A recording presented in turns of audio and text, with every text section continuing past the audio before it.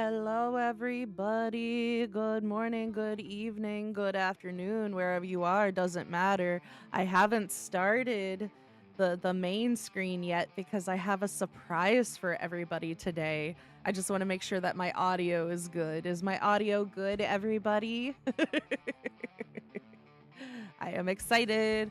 I am excited to show you what I got, you guys. I am so proud of myself because I set it up all by myself. All by myself. Like I'm hoping that everybody's excited about. I got YouTube chat showing up. I don't know if there's anybody on Twitch chat yet. I'm not seeing anybody on Twitch chat yet. So I'm just kind of like I'm like giving everybody a little time to come in. Yeah, yeah. How is everybody this lovely day or evening? How is everyone? Yes. Oh my goodness. And we could also talk about whatever if everybody's got like some good questions or whatever today. I got my cards today that have random questions on them. Again, I have a game that's called Let's Get Deep. That is also made by the same people that made the game What Do You Meme? Of course, you know, not sponsored, but I thought it was a fun idea. Like, yes, if I run out of shit to talk about today. All right, is everybody ready? Is everybody ready for the surprise? Is everybody ready? I'm just, again, I'm still seeing just YouTube chat. Is nobody in Twitch? Okay, it's fine.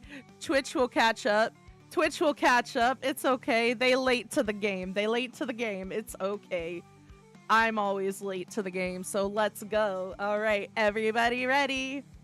All right, I'm gonna do my sound effects. You ready? You ready? Brrrra. Look at it.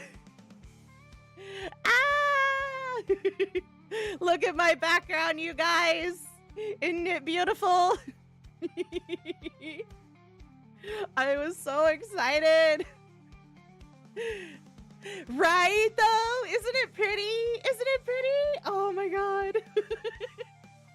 I've been excited since like yesterday when I finally got it set up.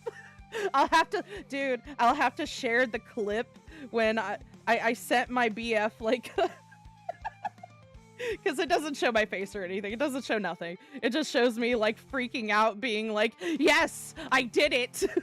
Unga bunga, I did this by myself. I did it. Like, I didn't create the thing. I didn't create the animated background. Nobody get the wrong idea. But it was like I was having trouble in do you not hear music? Is music not working? Like, I see it on my desktop audio. Is everybody getting the good music? Yeah. Oh, you got to go, Tabby Cat.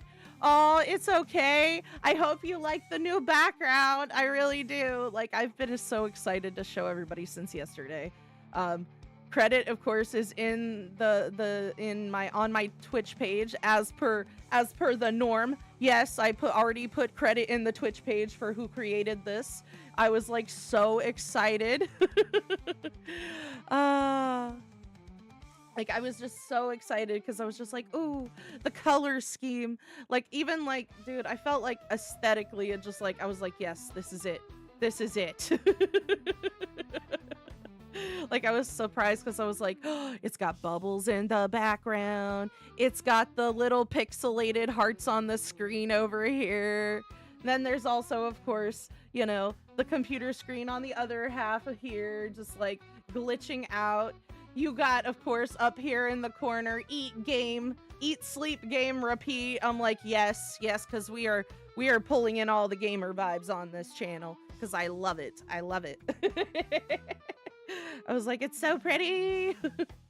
And it, like, again, like I said, I felt like it just aesthetically fit into the theme of what I was already going for. And then when I added the tail, it just, oh, chef's kiss. But yes, I hope everybody enjoys the new background. And again, credit goes to the artist on my Twitch page, of course, as per the usual. So, fuck, where was I going with this?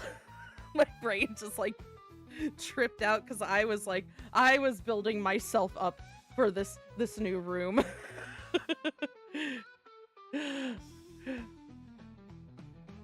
Really, does it? Not the eat, sleep, game, repeat neon sign reminds me of those old women live, laugh, love sign. Oh god, no, I will not keep a live, laugh, love sign in my house. Like, no, absolutely not. I'd rather have eat, sleep, game, repeat, okay? Like, I feel like that life is a little bit simpler and you know, I don't know. Mental health wise, I feel better. My bad, my bad. It's okay if my room is a little cringe. That's good because I'm a little mix between of it all. Like I am a hot mess of a person, and I feel like this room just like sums it up perfectly. Rather to feel young than trying to accept the old. Exactly. Exactly. I don't care. I will be a child forever in my heart. uh, but it honestly, it also gives me a little bit of like Amethyst from Steven Universe. It gives me kind of that vibe too, with like, of course, the rocks down here and like the coral in the bottom of the screen, as you can see. So it's kind of like a little bit of a hot mess, but it's like a how do I put it? Like a beautiful mess of chaos. Like and again, the color scheme itself, again, I was so entranced by it because I love pink and purple together. I used to be like when I was younger, like I used to hate the color pink. I used to hate it so much, but then after I had my daughter, it was like, ah, I see the bright side to it now. Yes. uh Oh, thank you. Thank you so much. Like I was again, I've been trying to aim for like a purplish pink kind of lo-fi. I want gentle, relaxing vibes up in here, even though I am just a chaotic gremlin. And again, like when I saw this color scheme with the room, I was like, okay, it started out with purple as a color in general, because my BF, like my original framework on this channel was purple. But it was like that purple yellow. It reminded me of like a sports announcement kind of thing. I'm like, that's a very, yeah. And so of course, you know, I go through Etsy to work with artists. I feel like that is just kind of my safest way to do things, because I've heard too much drama in the past of working with people privately. No offense to anybody. It's nothing personal. It's nothing personal. Which actually reminds me, I need to get to the drama that happened on my Discord yesterday too. Pink with blue. Do be a good mix. Wait, pink and blue.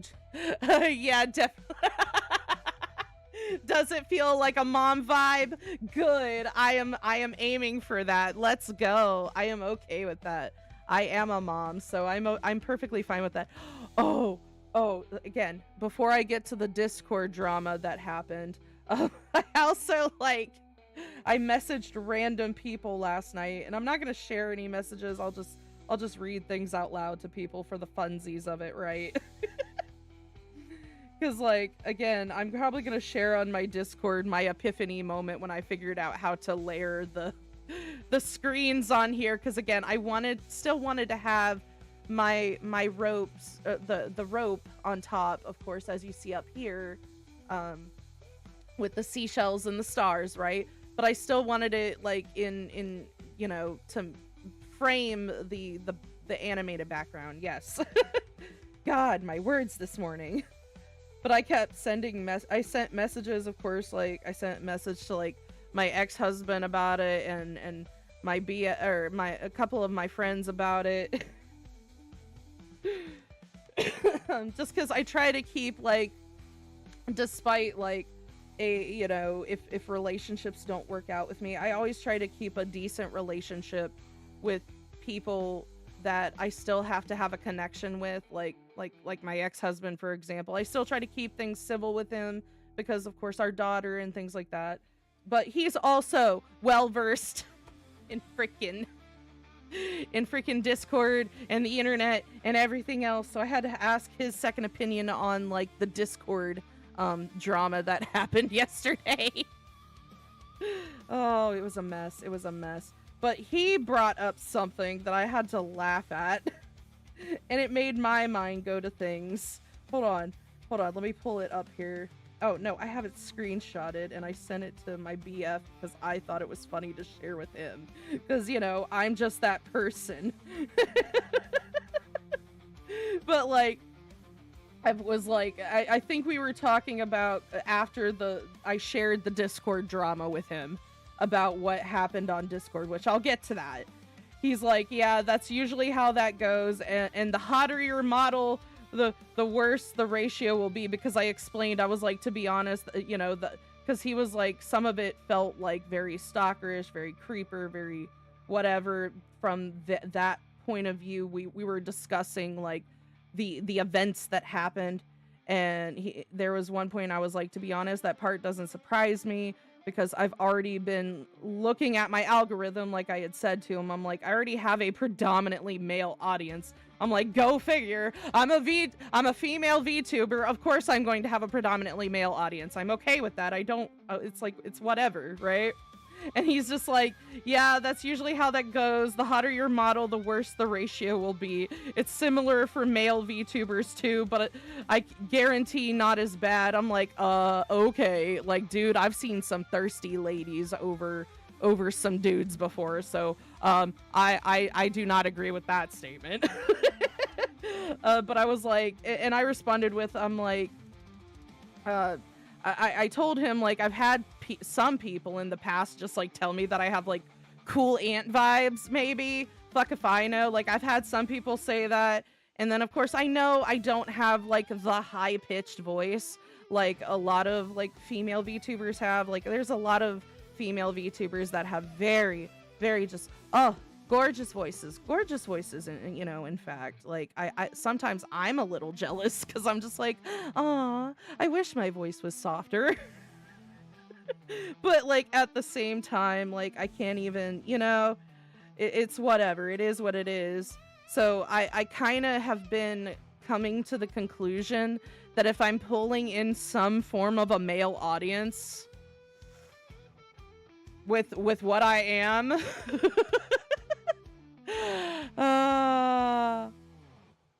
finally something happy, no more Danganronpa. I'll still be playing some Danganronpa, of course, but I'm like, I feel like I need to just hop on here and just talk to people, because whatever, it's fine. But anyway, getting back to, sorry, I went off topic, but yeah, getting back to the conversation between me and him, I was like, my conclusion is I'm probably pulling in some people that like them feisty tsundere women. That's what I'm thinking, because I'm like, I know I'm not, I know I am not, I am not a soft, delicate flower. No, never. So if I'm attracting any kind of crowd that is attracted to me, that's probably what it is. They like the feisty women. Let's go. Because I am, right? Like, just joking with him and stuff, right? And I'm like, so yeah, fun stuff, LOL. And he was just like, this is what he responded with when I was telling him this, right? I'm like, God damn it. Only my ex-husband. Only my ex-husband. He was just like, so your Auntie K that smokes and plays video games with ya. I'm like, God damn it. Like, really?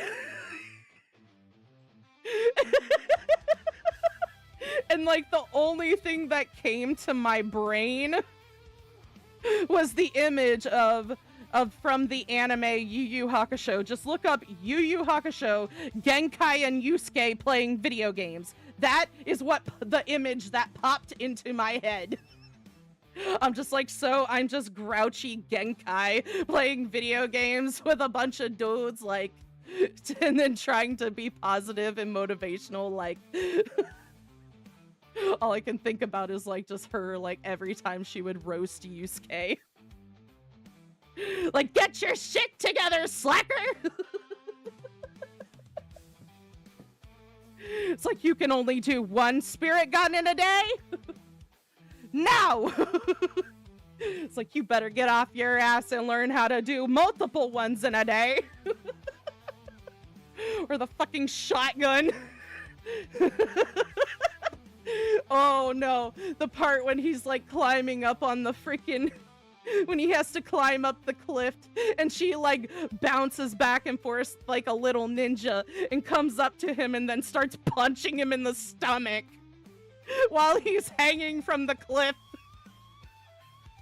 Like, dude, Genkai was badass. Like, she is like one of my favorite like female women in anime. Like, yes. Oh, well, mature women do be on the rise. Yes, indeed. Because, like, dude, I'm telling you, I feel like, again, the whole quote, it's like quiet women very seldom make history. I can honestly attest to that, because I feel like it's so funny, because, like, I usually am IRL very soft-spoken, and I don't try to push people's boundaries. I'm very, like, to myself, quiet, reserved. I'm a very much a loner. You know, I deal with, of course, having, like, what it used to be called, Asperger's syndrome. So, like, it's like, in general, with people, I don't try to push people's boundaries or cause conflict. At least not on purpose, anyway. But I'm telling you, there have been moments in my life I'm like, I just gotta be a bitch. I just gotta be a bitch to get what I want. And I'm not trying to be. But it just, it sometimes that's what it comes out to, man. Shit happens. All right. Anyway, how's the Invincible watch so far? So far, again, I'm still in the midst of season 2. Like I said, we've been bouncing back and forth also with school starting.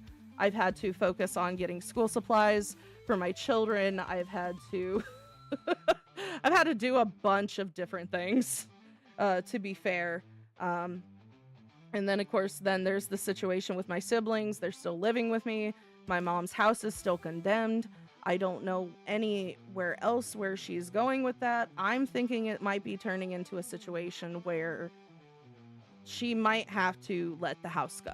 I don't know exactly, and I'm not going to sit there and bail her out, because this is not, as much as I love my mother, this is not the first financial situation that I have had to deal with her making poor decisions and things like that. You know, that's the best way I can kind of put that into, just kind of keep it as is. Like, basically my main focus has been helping take care of my siblings that are living with me now, that also have disabilities, but they are on a different part of the spectrum, the autism spectrum, than I am.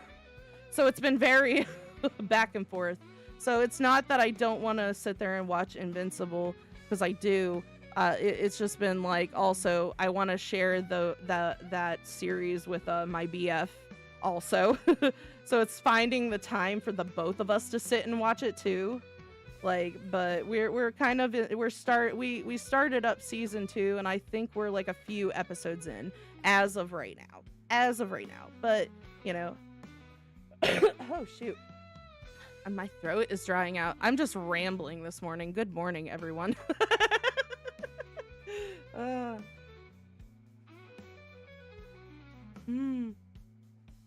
And then I'm just sitting here talking to YouTube chat. What's up, everybody? No one yet in the Twitch chat, which that's fine. It's fine.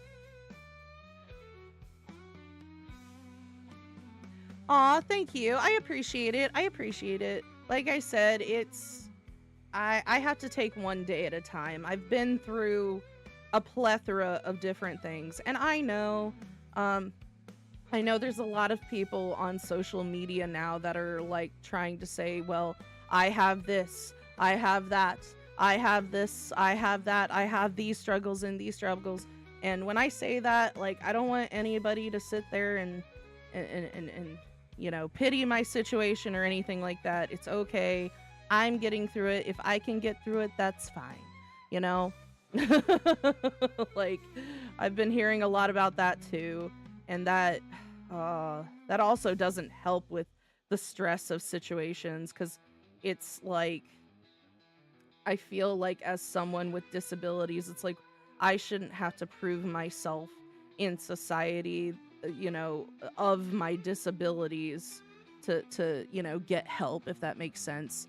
You know, social media is overrated anyway, too soft. Yeah, it's getting, dude, it's just getting micromanaging at the end of the day. I'm just like, oh, like, because I also have to, okay, so I view this, I actually need to get to this topic because, like, I just kind of view it as a double-edged sword when it comes to having disabilities and being on social media and just being on media in general.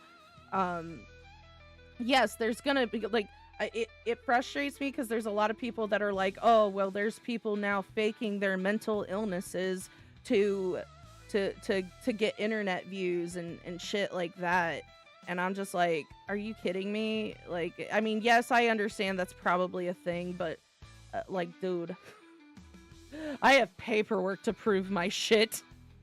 But it's like, why do I have to prove that to the rest of the world? And I feel like it's because of people that get found out about faking that shit and doing it for internet views. It's so disgusting. It's so disgusting behavior for people to do shit like that. But then there's also the other half of me, again, that double-edged sword that's thinking, well, I understand that, yes, people lie, people fake shit all the time, right? But you got to think there's at least over 7 billion people sitting on this rock that's floating out in space. Yes, that's how I view Earth at this point. It's like we're just sitting on a rock floating in damn space. With that many people on a planet, you expect only a small handful of people to have mental health problems on media? Like, I have to sit there and, like, think about that, Like, well, the spectrum... Okay, I see your comment. Well, the spectrum alone is kind of weird. There's autism, and there's cool autism. The one who got unnatural abilities, like, can remember anything or speak backwards. Yeah, dude, yes. I feel like it's honestly, like, when you think about mental health, like, it has to be a spectrum because of the simple fact that there's so many factors that go into mental health. It's not just, the person's diet or the person's, there's also their environment. There's also the debate on nature versus nurture kind of stuff. There's also the debate on, is a person born evil or is there a person or is a person made evil? There's like a whole bunch of different factors that there's so many questions within mental health that has not fully been answered yet. And us as human beings have only been, delving into mental health for a short amount of time in history when you think about it, It's just a distraction in all things. Everything is gotcha. Nice. I can't even get mad about that comment. That's funny. That's funny. That's a good one. But yeah, like, again, like, mental health in itself is a big spectrum, and like, I'm not going to sit there and invalidate somebody on media just because I think they could be potentially faking a mental illness. I'm like, it's like, you don't know that. You don't know that. Like, it's like, are you their therapist? Are you a psychiatrist, a psychologist? Like, if you are and even if you are a mental health professional, like, I look at mental health and I look at the health field as, yes, we have a lot of information on medical care and health care, but even then, like, my grandmother, she was a nurse. I can't tell you how many times she had to sit there and stop herself and do more research on something in order to figure out how to help me as her grandchild when I had health problems, and had to sit there and determine when to take me to the hospital and when to not take me to the hospital. Like, just because you're a mental health professional or just because you are a medical professional, yes, you do have a lot of information that you have probably learned through years of college and your degrees and everything else, But even you are a human being just like the rest of us. And human beings always have some form of error, no matter what. Like, I have had doctors look at me straight in the face, man. Some doctors. I literally, dude, I gotta tell you this while I was preggers. When I was preggers, I had gallbladder issues. I had to get my gallbladder removed. And this was kind of genetic in my family, okay? Like, my grandmother got her gallbladder removed. My mom got her gallbladder removed. You know, my cousin who had children had her gallbladder removed. My aunt got her gallbladder removed. It's very common in my family to get your gallbladder removed. We have gallbladder issues. Whatever, you know? And pregnancy is usually the culprit that kind of pushes it out of the way, right? And when I had my first gallbladder attack, I went to the hospital and they were just like, this doctor, oh, I wanted to, if I wasn't in so much pain, I would have probably smacked the glasses off of his face. I was so mad at him because I told him, because the pain I was having was, to me, I could obviously recognize as gallbladder issues. And I was telling this man, I'm like, yes, my family has a history of gallbladder issues. I am pregnant right now. And I know that my health my diet and health has not been up to par because I have made poor choices. I am having gallbladder issues. This man literally grabs my leg on the table, like my calf, grabs my calf and is just like, do you have blood clot issues? I'm going to order an ultrasound for you to check to see if you have blood clot issues. I'm like, what? What the fuck does blood clot issues have to do with my fucking gallbladder, you idiot? Like, what? And like, quite literally, after this whole incident, they had to call a secondary hospital in the area to come and pick me up and take me to their maternity unit, right? And the reason they did is because the person, the doctor, the OBGYN that was on call that day, apparently he had conversed with the same doctor that was talking about the fucking blood clot issues, okay? And he looked at me and he was just like, the moment this guy came into the room after I was transferred, yes, I had to go through a whole process. I went through a secondary gallbladder attack while I was at the hospital too, which is what pushed them to finally just transfer me to a different hospital. Dude, this hospital was like, I swear to God, it was a certified Band-Aid station anyway. But sorry, I was trying to catch my breath with that. But yeah. After I got transferred, I went through the whole process, went through a secondary gallbladder attack while I was at the hospital, which is why the blood clot issue doctor called this doctor and was like, hey, blah, blah, blah, you know, talking to them. And so that doctor ordered for me to get transferred to their hospital. And so when I finally met that doctor, they were just like, yeah. And like, he came up to me, he pressed my abdomen just a tiny bit, just like where my gallbladder would be. And then he was just like, he's like, you're having pain in your abdomen and stuff.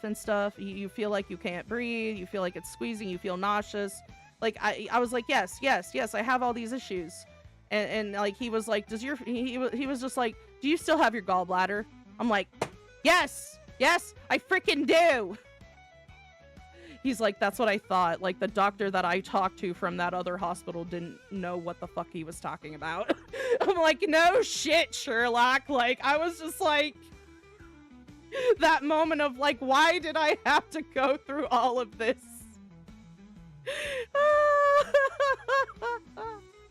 Oh man, it was ridiculous. It was ridiculous. I was like, why did I have to go through all of that crap? So I'm just gonna flat out say it. Just because you say you're a medical professional on here, I am not buying your crap. Because I've met good doctors and I've met idiotic doctors. It's just like, dude, having a degree don't mean shit if you're sitting there like, dude, I was sitting there like, it was like that moment of like ass sphincter says what? What? Exactly. So stupid. But anyway, like I feel like I got off topic, but when it came to some of the other stuff that I was talking about earlier, so not the good one, right, dude? Yeah, there's a reason they're in that hospital. Like, dude, I'm like, how? It was so stupid because I'm like, I grew up with a nurse. Okay, you guys, my grandmother, if I had to go down the list of autism, you guys, okay, if I have to talk about autism being in families, I know my grandma was autistic. I know she was freaking autistic. The damn woman didn't want to even admit that herself, I guarantee it, because she was a Taurus. She was a Taurus. She was the freaking bull in astrology. That woman, it was stubborn as all hell. May she rest in peace, oh grandmama. But dude, she was an RN. She was an Air Force veteran, and she worked in like the medical side of everything. She was in Army Reserves. She was in Army Reserves, and she was also a part of Operation Desert Storm. Okay? Like, this woman. But even so, every time I would have a sniffle as a child, this woman, she'd be like hounding my mom. She'd be like, you got to take her to the hospital. You got to do this. You got to do that. She'd be like, my grandma was my nurse. So like when I'm sitting there listening to some doctors with their BS, man, I'm like, I can catch it. I can catch it like no tomorrow. I'm like, don't even with me. I guess almost everyone's grandma is a nurse, since mine too. Yeah, it is a common field. It's a common field for a lot of women to go down. And I feel like, I know a lot of people get all upset about that, but I'm like, dude, there's very few, like, there's certain fields that I feel like there's where women are more comfortable in. And I feel like the medical field is quite the... Because even I went down my route of learning some medical stuff too. I did some medical classes. I went to the Dayton Job Corps Center in Ohio at one point in my life and tried to get my medical assistant certification, which, you know, I got it and stuff. But like it's since expired because like I think certifications, like trade certifications, only last, at least here in the US, depending, like usually like 2 or 3 years or something like that. But yeah, like oh, hello, thank you for the follow, awesome. Right, well, trying to continue. I feel it, biology sucks, man, like, and genetics suck because of the fact that I am dealing with this. But anyway, back to my grandmother. I knew she was autistic from the get-go, because she always hyperfixated on health. She always hyperfixated on it. I was not allowed to, like, she always taught me to know my body before the doctor knows what's going on with my body. Like, and I recommend that for anybody, like, at least to some degree. Now, granted, you know, you shouldn't try to get too defensive with some medical doctors, because, like, I try to have, like, the intelligent discussion with medical people. Like, I'm not sitting there defending, like, oh no, you can't do this, you can't do that, blah blah blah. Don't do that. Don't be that person. But like, if they're giving you some information where you're just kind of like, what? I'm like, like, it's so at that point it's like it's okay to ask questions, because honestly I feel like in that situation with the other doctor, I should have asked him. I literally should have asked him. I've been like, what does blood clots have to do with gallbladder issues? Can you please tell me the connection? Other than what? Poor dietary choices? That's about it. That's all I can determine in my brain. But you wanted to go ahead and tell me, dude. Go ahead and tell me. Like, I'm like, dude, this is not the, like, again, like, even if I did have blood clots in my legs, like, that was not the immediate problem. Like, God.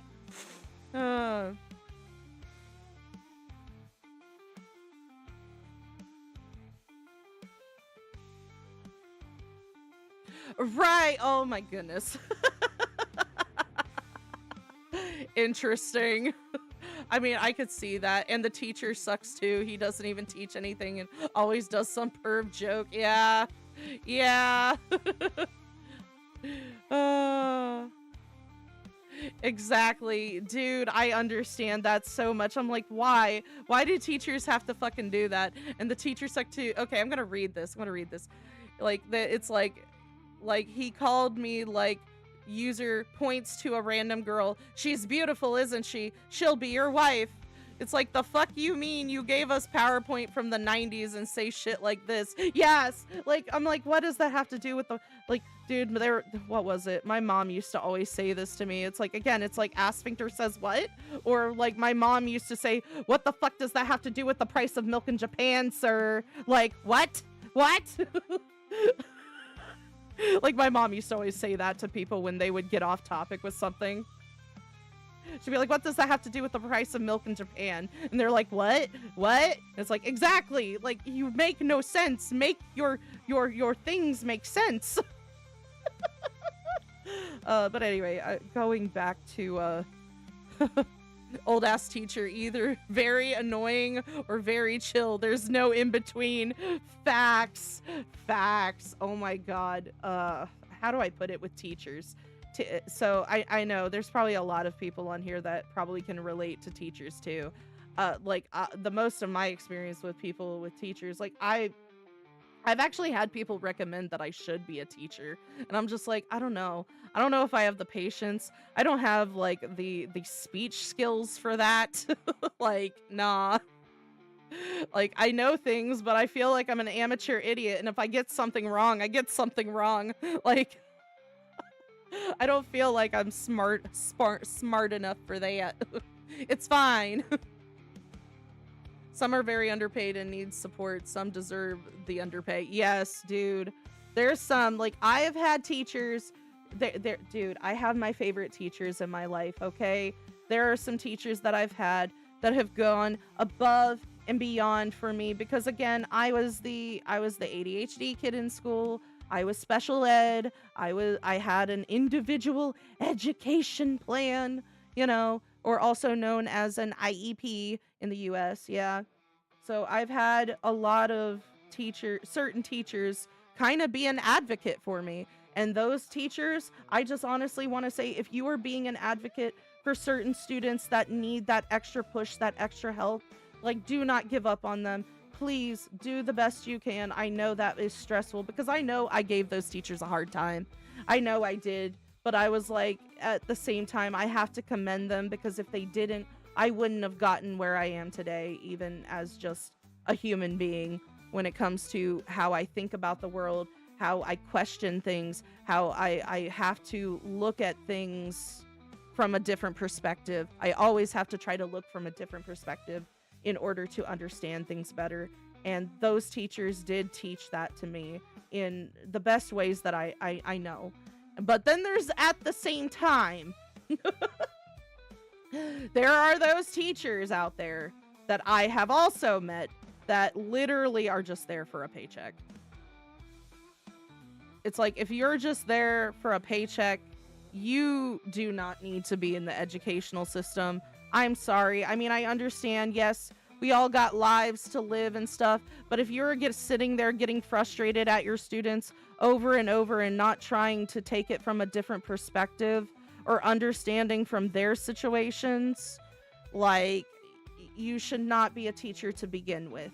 Because as a teacher, I feel like you not only have to educate these children, but then you also have to understand each student's life and what they're going through. Like example, like if you see a kid that's coming in early in the morning because they're exhausted or they're groggy or tired or whatever, they might be going through some things.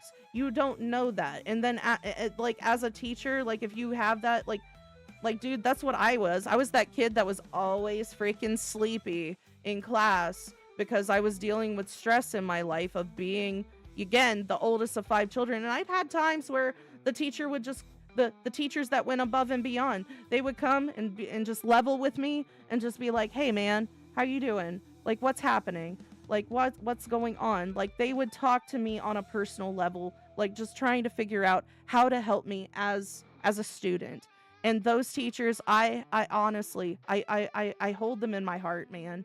You know? Oh, hello, Tokichi. Hello. We were talking about, first I got into a tangent about like medical stuff because, you know, I grew up with a nurse grandma, and I have my own medical experience, right? But I'm not a professional. Nobody quote me.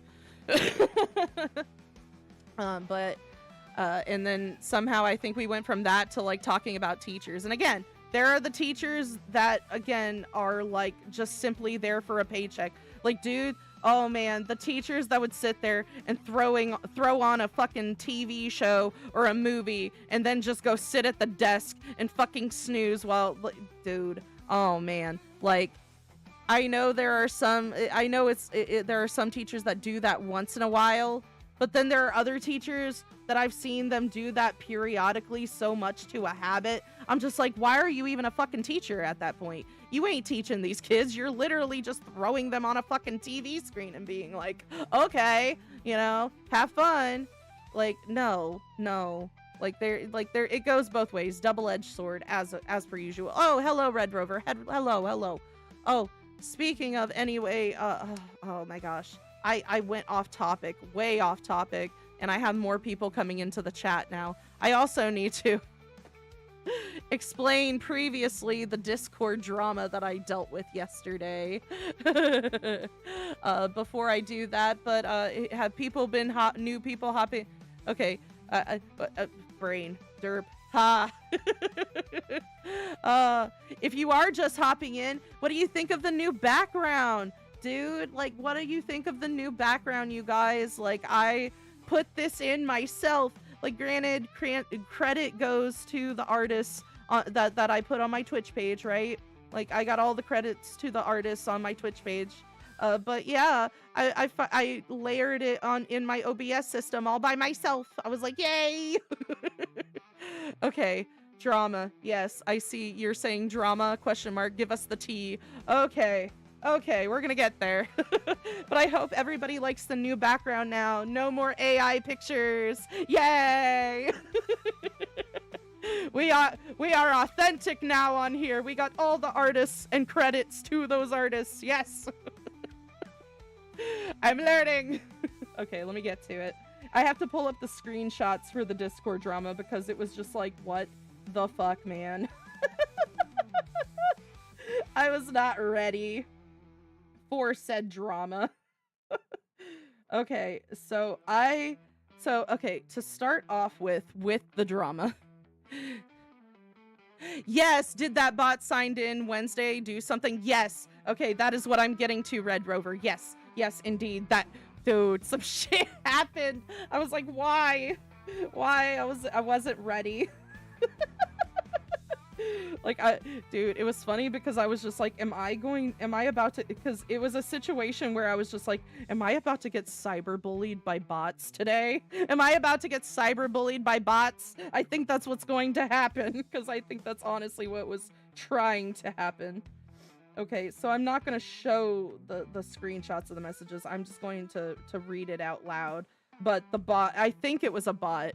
But even if it wasn't a bot, like, this was just some sussy behavior, okay? But they sent me, of course, pictures, one set of, like, pictures of, like, emotes, right? And they're like, have a look. Do you like my work? I was like, you know, looks good. Thumbs up, right? Whatever. And then they were just like, can I have a chance, you know, thank you. Can I have a chance to draw for your emotes? I bet I will amaze you. I'm just like, we'll see. I haven't decided yet, but I'll let you know. I'm still trying to make it to affiliate first. You know, I was just kind of explaining, like, you know, whatever, right? Again, I didn't know if this was a bot or a real person.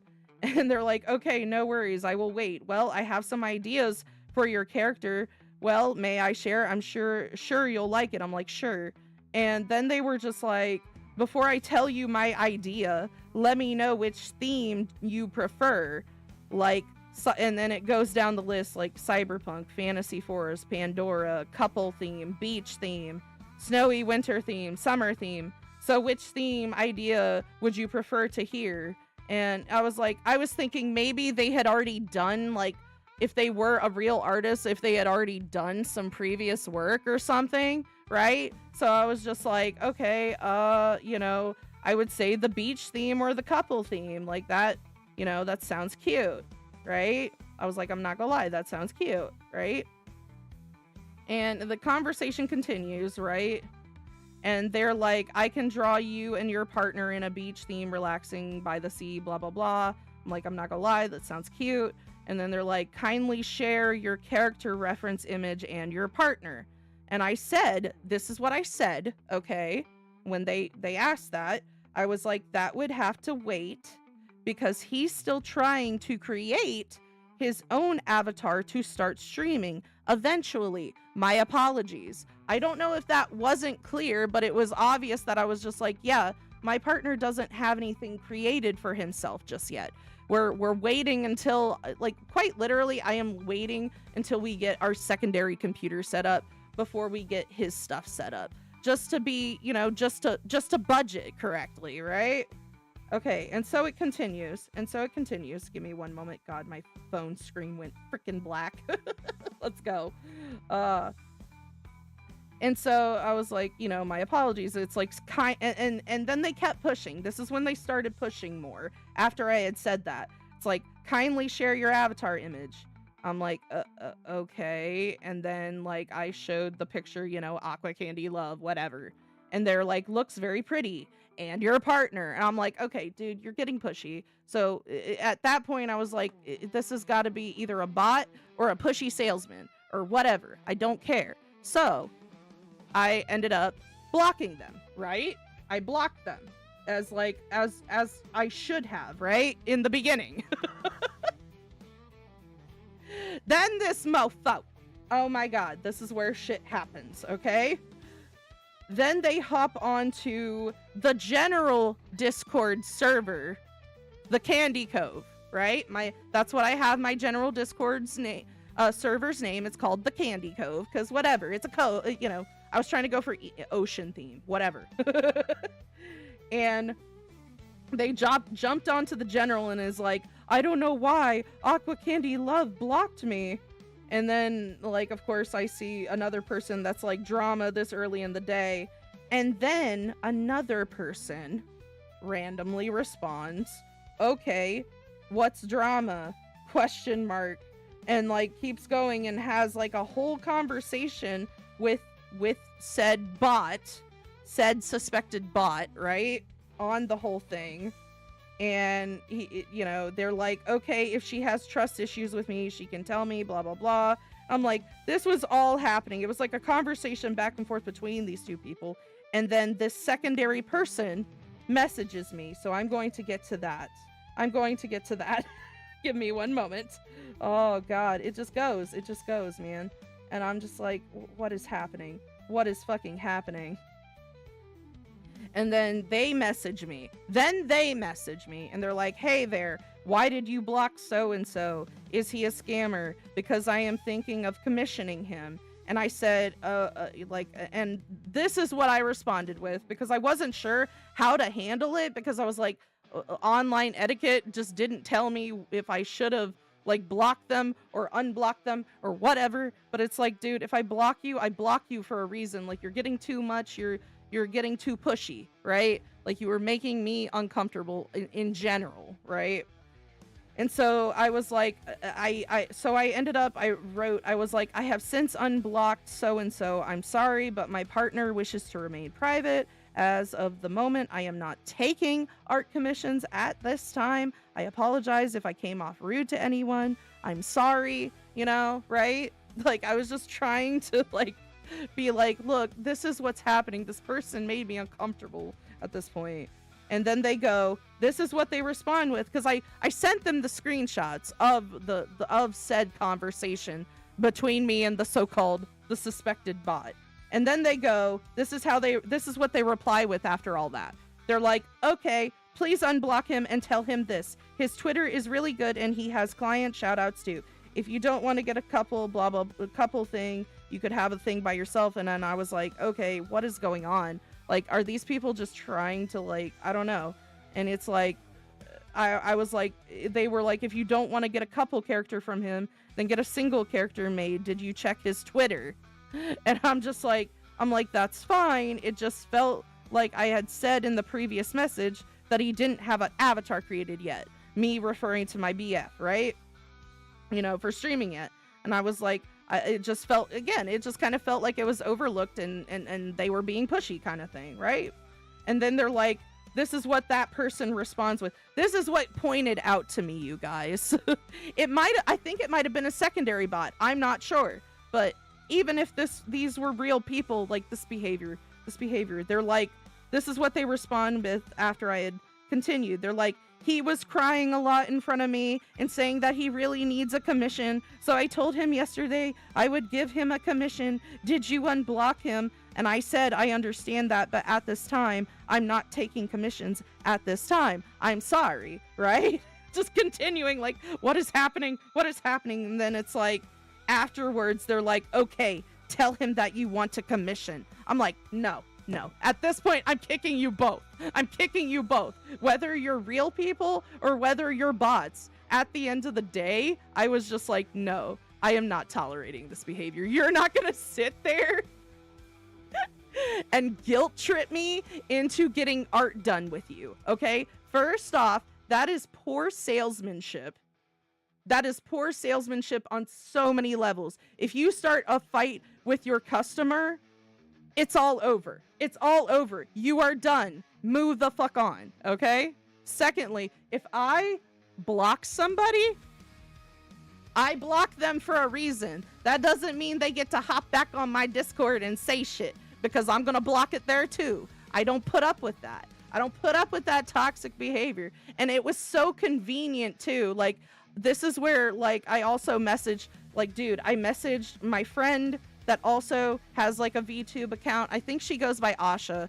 I'm not sure, but I called her and I was just like, dude, I don't know what to do. I can't tell if these are real people or bots. I'm like, I'm just ready to kick them. And then my younger brother had to show me how to ban people on Discord. I was like, what the fuck? Like, all this shit today. I was like, what the fuck is happening? And then I messaged my ex-husband later about it because he's well-versed, because like my BF just didn't have time that day because he had to run to work. He was like, yeah, it sounds like they're bots. Both him and Asha was sitting there like, yeah, they sound like bots. We just need to kick them. I'm like, okay. And then, like, again, even if it wasn't, it was still just like very suspicious behavior afterwards. And like it was my ex-husband that brought it up to me in messaging, where he was just like fucking he was like, dude, they sound like con artists. Just so happens, like, after you block one, oh so conveniently another person shows up and is just like, yeah, do a commission for them, you made them cry. I'm like, that sounds like a good cop bad cop situation. Like, get the fuck out of here. I was done. I was so done. It was ridiculous, man. It was so ridiculous with like bots, man. I was just like, what is happening? So I kind of have learned, I'm like, okay, I'm just going to like address it quickly, as swiftly as I can, but try to help people understand, like, look, I am actually kind of content with my whole setup here, you guys. Like, and the animated background, this was my surprise today on my stream. Like, I set this up by myself, at least putting it in the OBS system, of course. I didn't create it. I didn't draw it. Credit goes to the artist, of course, on my Twitch page, right? That was my surprise today, was the animated background. But I was just like, that whole situation was just like, what the fuck happened? What the fuck happened? Even if it wasn't a bot, I'm like, that was just some piss poor, like, rude behavior from people. I'm like, I ain't putting up with that in my Discord server. We ain't doing that drama up in here.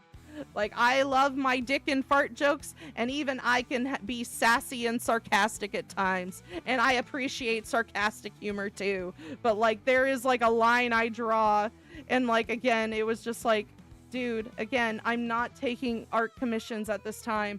eventually, of course, I would love to update my model in the future. I would love to get a new model in the future of what I currently have, like an updated version. Yes.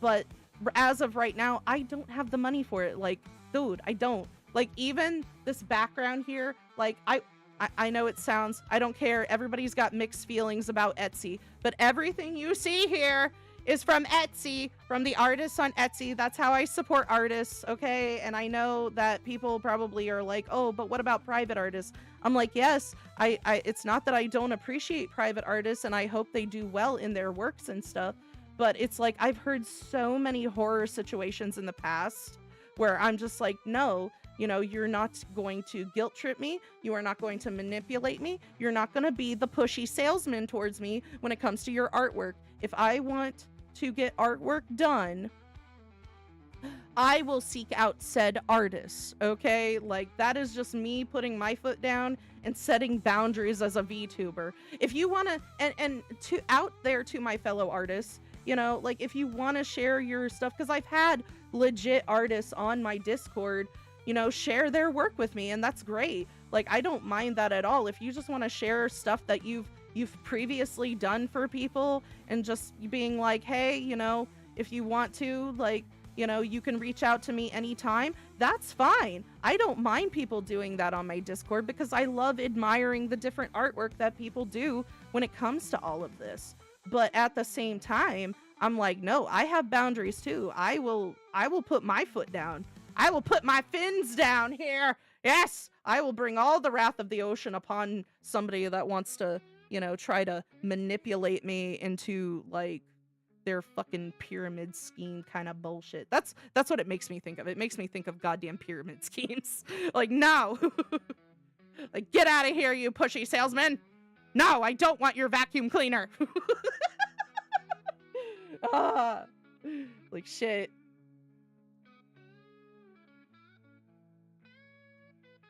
Oh, indeed, Red Rover, indeed. It's literally as simple as stop at the first no, plain and simple. Yes, consent. I will preach that on my channel. I don't care. I don't care what anybody says. Like, consent is important. Consent is important, not just, and that's not just with, like,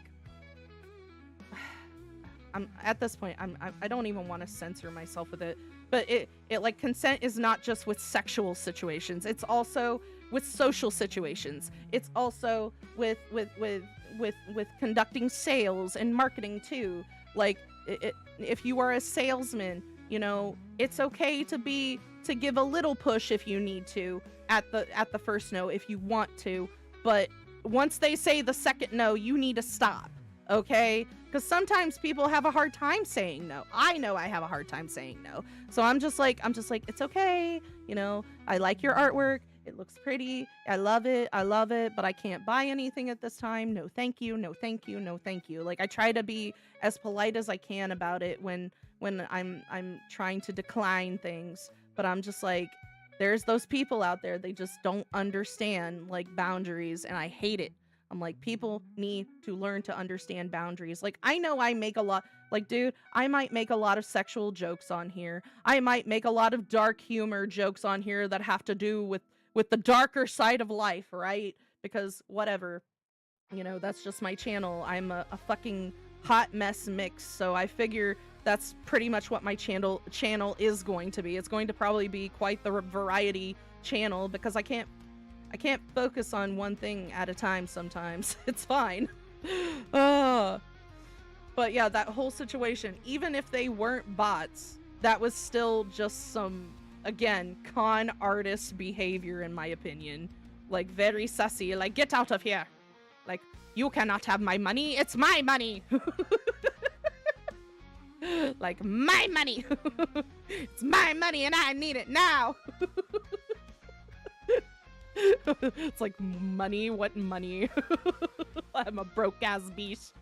Again, this animated background, I think I had a good Etsy deal. It was like $6. I was like, yes.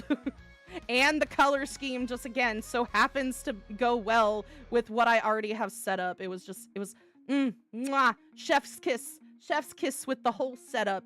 and I'm like, you know what, this isn't really that bad for on a budget for myself to do things along the lines of VTubing. Like, for a budget, I think I did pretty well for myself.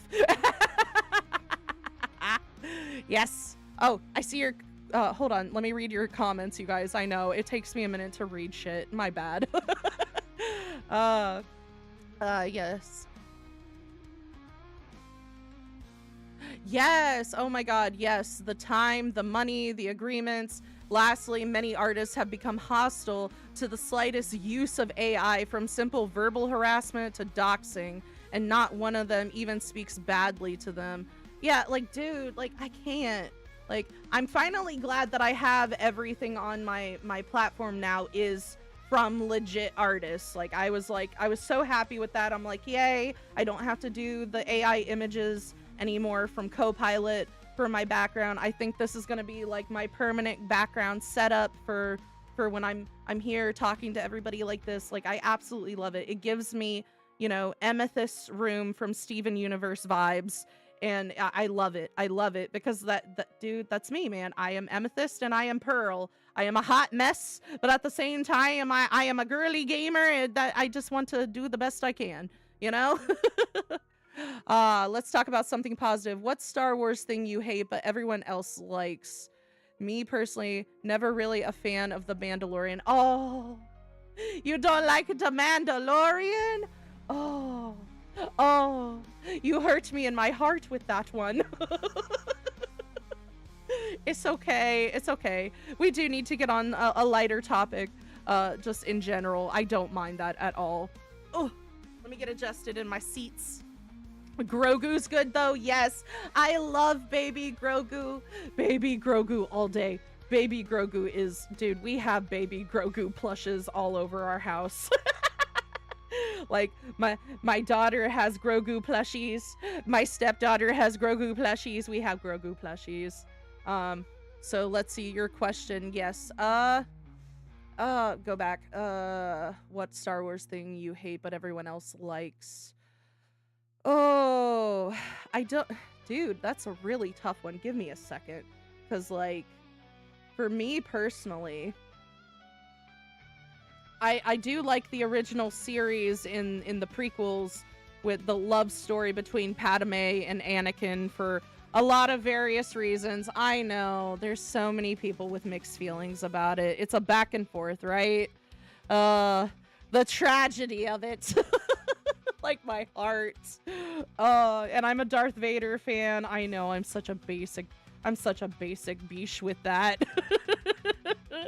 However, I do have my other favorites. Like, I like the females in Star Wars. My particular favorite females in Star Wars is Padme. I feel like personality-wise, I'm a mix between Padme and Princess Leia and Ahsoka. Like, I love the three. They are the trinity of females in my whole thing. Like, that has always been, like, they are the trinity of women in Star Wars for me. Not to discredit any of the other women, the strong women in Star Wars. There's some good characters. I also liked Satine to some degree, because despite her overly pacifism, Satine still had, like, a good heart. Her heart was in the right place. Like, I love the female characters that they want to handle things in their own way, if that makes sense. You know, I've always liked that. Do you believe in the Rey trilogy? No, I do not. I refuse. I do not like Rey. I do not like Rey. I'm sorry. That is a basic biche Mary Sue character that they threw into the Star Wars industry. I do not claim that. That is not George Lucas whatsoever. Okay? Like, no. Absolutely not. Absolutely not. That is probably the thing. Like, dude, I know there's so many people that do like the sequel series, like the younger generations that like the sequel series, but I'm just sitting there like, absolutely not. Absolutely not. Like, for me, it was definitely like, my favorite. Okay, so in the OG series, I got the look. I met a nice artist, but first I'm still getting the money. Second, I don't know which theme I want. because I have too many. I don't know which idea to choose. Yeah, dude, there was so much. Like, again, it was so crazy with that shit. I was like, no. Again, anyway, sorry, I just got distracted. But, like, that's probably an overrated thing, is, like, certain things in the sequel series that I'm just like, nope. Poor Obi-Wan, if Satine told him about her feelings sooner. Yes! Oh, I saw that part. Oh, God. My heart. Dude, I've had things already spoiled for me. I know that what happens with the Siege of Mandalore, I have not watched all of that yet. But I've heard about it, of course, in Star Wars lore and legends and stuff like that. And then I watch what's his name? Stupendous Wave. We'll have to watch some of his content. He does a lot of Star Wars lore. I love it. I absolutely adore it from just, oh, yes. Makes me want to squeal. Be like Chewbacca. Come on, I can do this. It always takes me a minute to make my best Chewbacca impression. Give me a second. Blah, blah. Oh, come on, you can do it. Throat. We can do it. Blah, blah. Damn it. My throat doesn't want to work today. It's fine.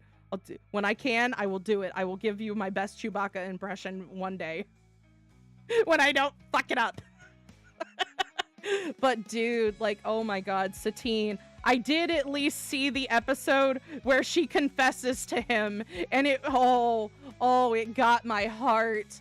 And he was just like, it's like if you would have told him sooner, he would have left the order sooner. I'm like, no, Obi-Wan, why? I was like, my heart. And then just afterwards, they're the way they would interact with each other.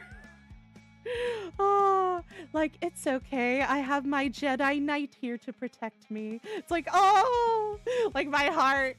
I can't take it. Such a dork when it comes to freaking love. Like, this is why I have relationship problems. I'm in love with love. I know that probably annoys the shit out of people. I don't care. Anyway, but dude, yeah. I'll take the Bad Batch season 4 or another clone show rather than modern trilogy like Rey or the Acolyte. I could understand that. I haven't watched all of the Bad Batch yet.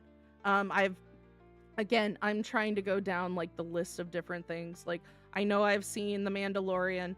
I know I have watched the Book of Boba Fett. Obviously, I know the prequels. I'm midway in the Clone Wars somewhere because, again, when I was a child, I never really watched the Clone Wars. But then as an adult and I got reintroduced to Star Wars again and just like, nostalgia, I was like, you know what? I never really tapped into watching Clone Wars. So, I picked it up as an adult. My bad, everyone. And then, of course, my grandma was the OG Star Wars fan in my family. So I, of course, got to watch the 3 OG originals. Like, dude, she had the gold VHS tapes. She had the gold case VHS tapes of the 3 original. I don't know what happened to them. Should I watch Rogue One and Andor? I think, okay, so from my understanding with Rogue One and Andor, I think Andor happens before Rogue One, if I remember correctly, but Rogue One was released before Andor. So, I mean, either or, I feel like it ties into what happens between, they both kind of tie in what happens between Revenge of the Sith and A New Hope, if I remember correctly. I'm not sure. Don't quote me on that. Like, I feel like, dude, I swear to God, I'm going to get some Star Wars fans coming in here gatekeeping me, being like, well, that's not correct in Star Wars. You're wrong. I'm like, oh, am I wrong? My bad. Like, what am I supposed to, how do you want me to respond with that? Actually, that's why Obi-Wan chosen the name Ben Kenobi, because Obi-Wan was his Jedi name, but Ben was his name that, yes, because she called him Ben. She called him Ben Kenobi. Yes, she did. I remember that. Oh, goodness, you're playing into my heartstrings today. Ah, my horns! Eee! Oh, again, I'm such a freaking hopeless romantic. Again, that's why I put Aqua Candy Love. It's okay. I am love. I am full of love. But I do know how to, I will set boundaries with people regardless, because I have a boyfriend. I have a boyfriend. I am only here to tease my audience and just be like, bye-bye. They're like, no, come back. And of course, like, I don't know why my brain just went to,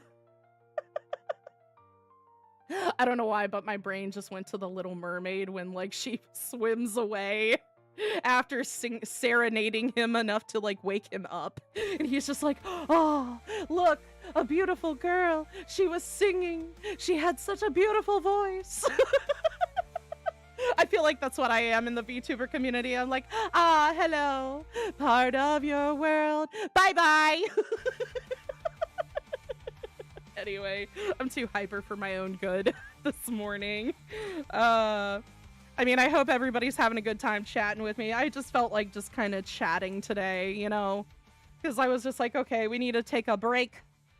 Need to take a little break from the Danganronpa. I mean, I do want to continue playing Danganronpa just so I can I want to complete all the games for my channel. I really do want to complete all the games for my channel. But I do have particular things saved. I was thinking about saving like my scary games for October. That's kind of like my plan with things, is that I'm going to be playing more spoopy games in October for the sake of spoopy season, right? And God, my brain derped. Sorry, everybody. Ow, I'm getting like a pain in my side. Hang on, everybody.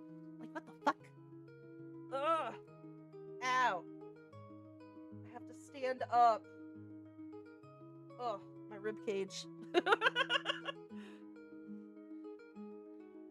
Oh, you recommended a horror game on Discord? I don't know. If you want to send it to me again, that's perfectly fine, Red Rover. I have no problem with that. Yeah. Like, I don't think I saw it, but I would probably have to look again for sure. But oh, what did you say up there? Again, I'm going back and forth between YouTube chat and like Twitch chat now. People are talking. Yay. This is why I have it slowed down in my chats. Like, I'm sorry, everybody. The clones at first was just a blank slate. Yeah, literally, dude. Like, oh my god, I feel bad for the clones in the Clone War and such. Like, even when I go now into it, because like when I was a kid, I didn't understand like the plethora of that whole situation, right? But now that I'm as an adult and understanding like some of the mixed feelings that people have about cloning to begin with, it was just like that moment in Star Wars lore when I was just watching Attack of the Clones and Clone Wars again. Because of course I had to watch Attack of the Clones. It's one of my favorites. Don't judge me. Don't judge me, you guys. I know. I love Attack of the Clones. And you guys, I know why you guys know probably why I like Attack of the Clones. So everybody can leave me alone. Everybody can leave me alone. But that's not the only one. I do also like, shit, my fucking... It's like I try to like because I have like two toggles. I have blushy face and then I have angry face. But then in the same button sequence, sometimes I'll miss doing the blushy face when I'm pressing 1 on my thing, and I'll miss it, and then I'll hit the other button for the other one to take off my horns and put them back on. They're like within the same vicinity. So it's just like, damn it. Imagine being a clone, basically seeing yourself die countless ways. Dude, right. You would think that would mess with their mental health, right? Like, dude, I don't know how I would feel about that. Just like me, not me myself on being unalived, but then seeing versions of myself being unalived constantly. It's just like, like the PTSD from that. Like, I could not imagine. It did in the Bad Batch. Do they go over that? Like, I'm kind of curious. Again, I haven't gotten to the Bad Batch yet, you guys. I'm sorry. I'm slow. I'm such a Bad Batch rep. I love it. Love it. Yes. Red Rover, White Day, a Labyrinth name, School, it's a fun puzzle horror game. Okay, gotcha. Let me save that. Can I save that? Yes, highlight that. Clicky, copy. Okay, I'm gonna put it in my notes. Over here. One moment. Where's my notepad? Where's my notepad on here? Clicky. I'm looking for you. Where is it? One moment, everyone. I'm lost. Okay, I'm just gonna type it in. Yay, notepad. Because I do have like a little notepad here where I'm like trying to keep track of my YouTube BS all day. Okay, there we go. I got that game saved on the list, so I'll have to check it out and look it up. Again, I also have to pick and choose what games I play because of the simple fact, like, you know, I'm trying to keep a certain rating to some degree. And again, I know, like, for me, myself, thinking about YouTube, it's like, okay, I know there's teens watching. Like, I feel like I'm trying to aim for, like, teens to adults when it comes to, like, some of my content. But it's like, even if I get too TMI with the snoo jokes, my bad, everyone. You know, I feel like teenagers have already heard about the birds and the bees. Like, I'm not saying anything that's gonna, like, traumatize them for life, right? But yes, I got that game saved. So I'll have to review it a little bit before I decide to do that one. Because again, I'm trying to make sure that I'm hitting a certain rating to some degree. Fuck if I know. Like, at this point, I'm probably gonna, like, just in general, like, I already know that once things start getting monetized, I'm probably gonna have to edit the crap out of my past streams. Like, no!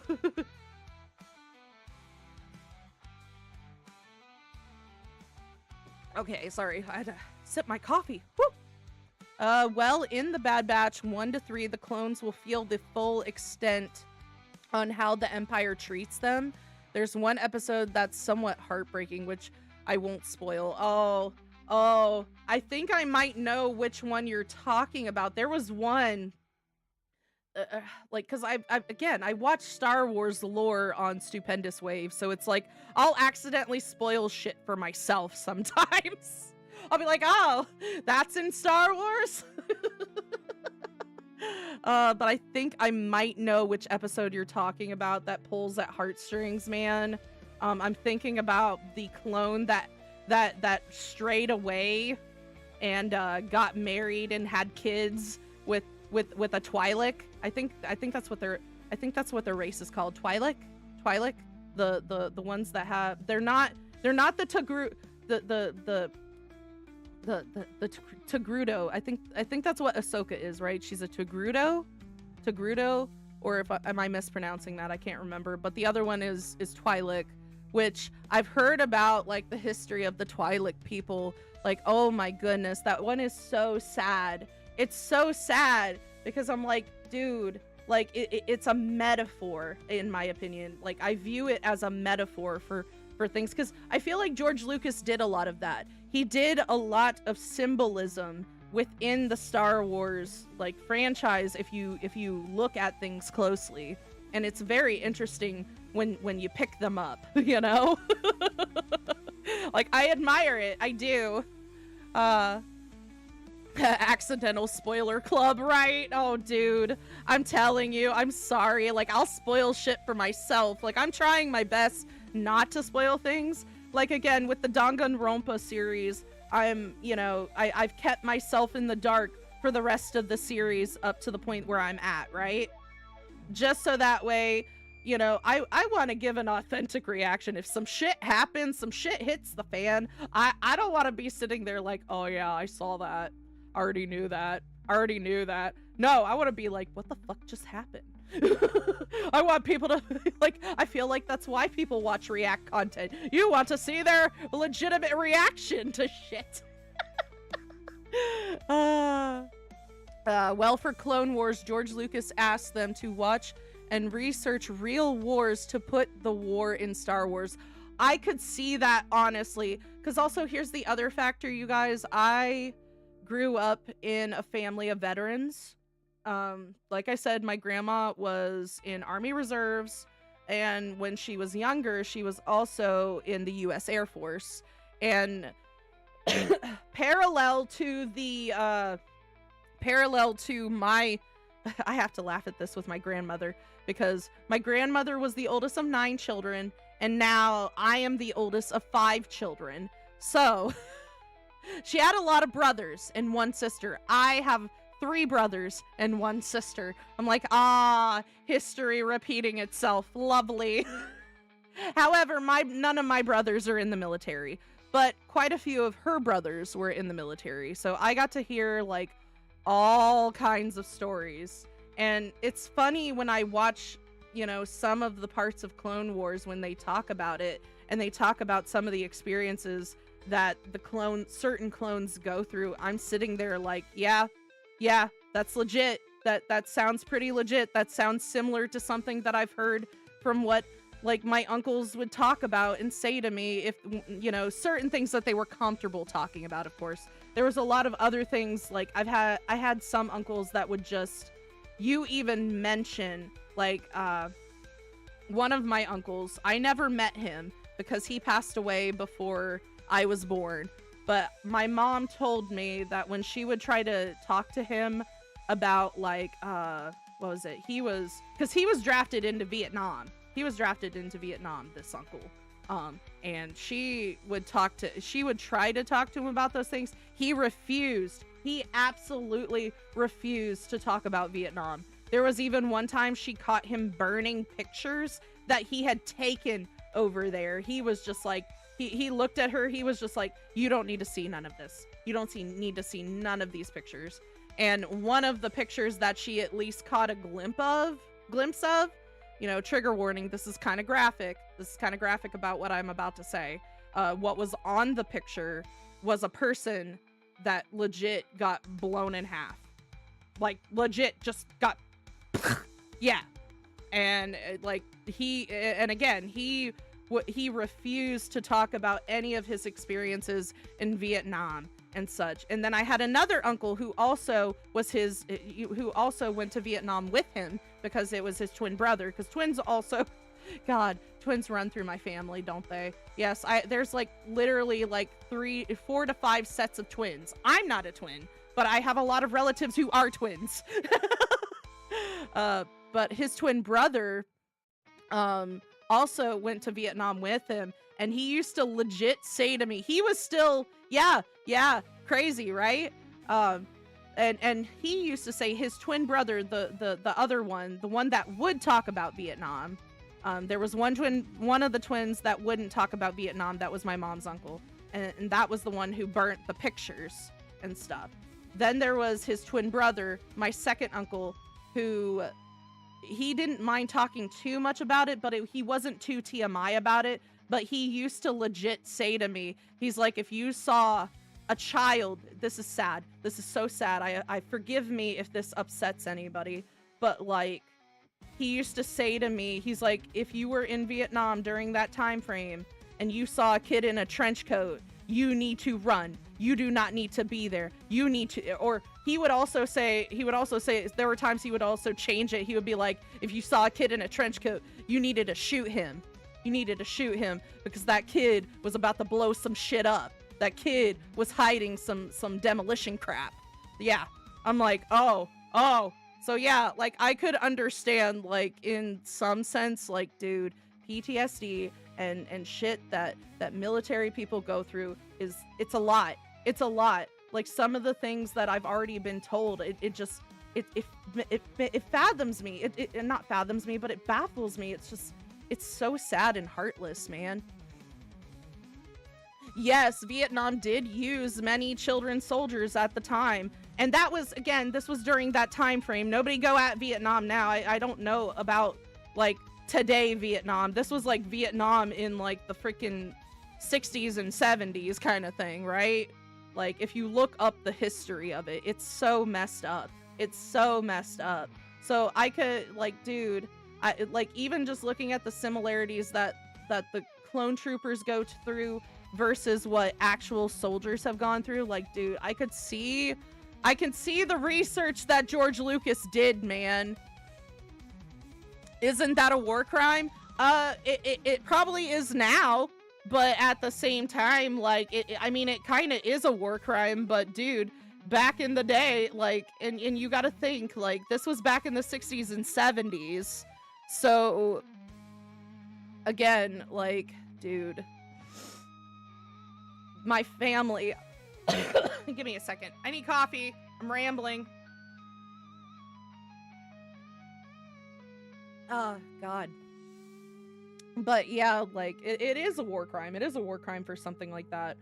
Nowadays, obviously, but, like, there's still stuff that goes under the radar, man. I'm telling you. Like, people, again, this is also why as a VTuber, I tried to, this is why I went the route of VTubing, is, like, people, at the end of the day, oh, God, people at the end of the day, it's just sad. It's just sad what people will do to each other. There's actually a quote there's a quote from a TV show. I'm sure a lot of people have heard about it. It's an old TV show called MASH. A lot of my family members used to watch MASH because, you know, whatever, military family. I'm the child of a military brat. Okay, my mom was never in the military. I was never in the military, but my grandmother and all of my uncles were in the military. Like, fuck my life with that shit. Like, dude, I went through some shit with that too, man. I wasn't allowed to have an autistic meltdown. What autistic meltdown? I wasn't allowed. I wasn't allowed to do any of that. My mom was drill sergeant, and my grandma was general of the house. Damn it. I grew up with that lifestyle, I'll tell you, man. But yeah, it's crazy. But they used to watch the show MASH, and there was a quote from it that says that, I can't remember which character says it, but they're like, someone was like, you know, the common phrase, war is hell, right? And they're like, no, war is war, and hell is hell. And they're like, and the person that they were telling this, they're like, what's the difference? He's like, hell doesn't have innocent casualties. And I'm not gonna lie to you guys, that always sticks with me. That always sticks with me forever. And again, it also gives me, like, a greater respect for those that have laid down their lives and have had to go through that stuff in order for people to have some form of normalcy and safety in the countries that they live in. Indeed. All right, so I'm gonna get to a lighter topic. I know everybody's like, like, oh no, this is so sad. I'm sorry. I remember trying to watch MASH when I was 6, but my mom was like, that show is stupid, don't watch that. I have mixed feelings of it. I was never, like, a big fan of it. I still am not. I'm just kind of like it.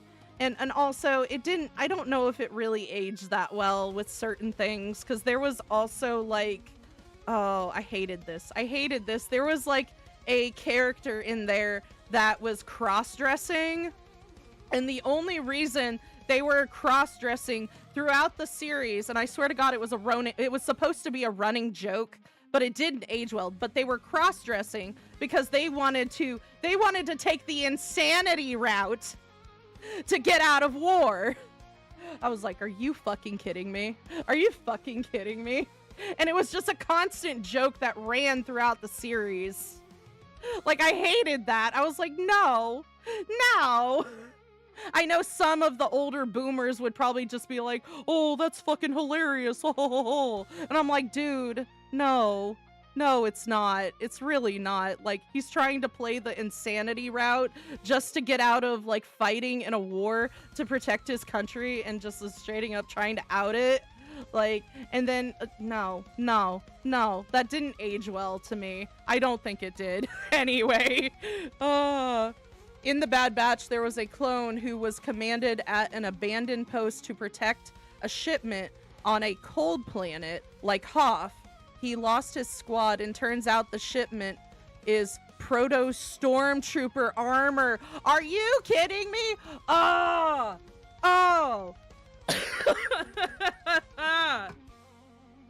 Dude.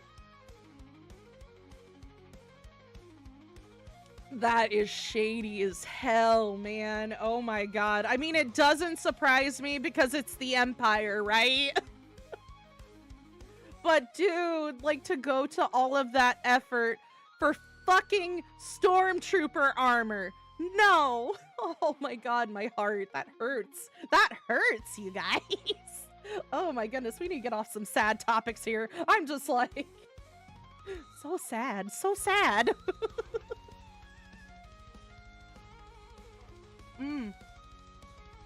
Oh my goodness.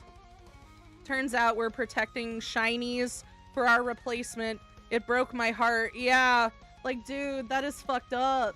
I would be so mad. I would be so mad, dude. As a soldier, I would be mad because it's like I just lost half of my, like, for me, in thinking it from that perspective, it's like I just lost majority of my comrades over fucking armor. Are you fucking kidding me?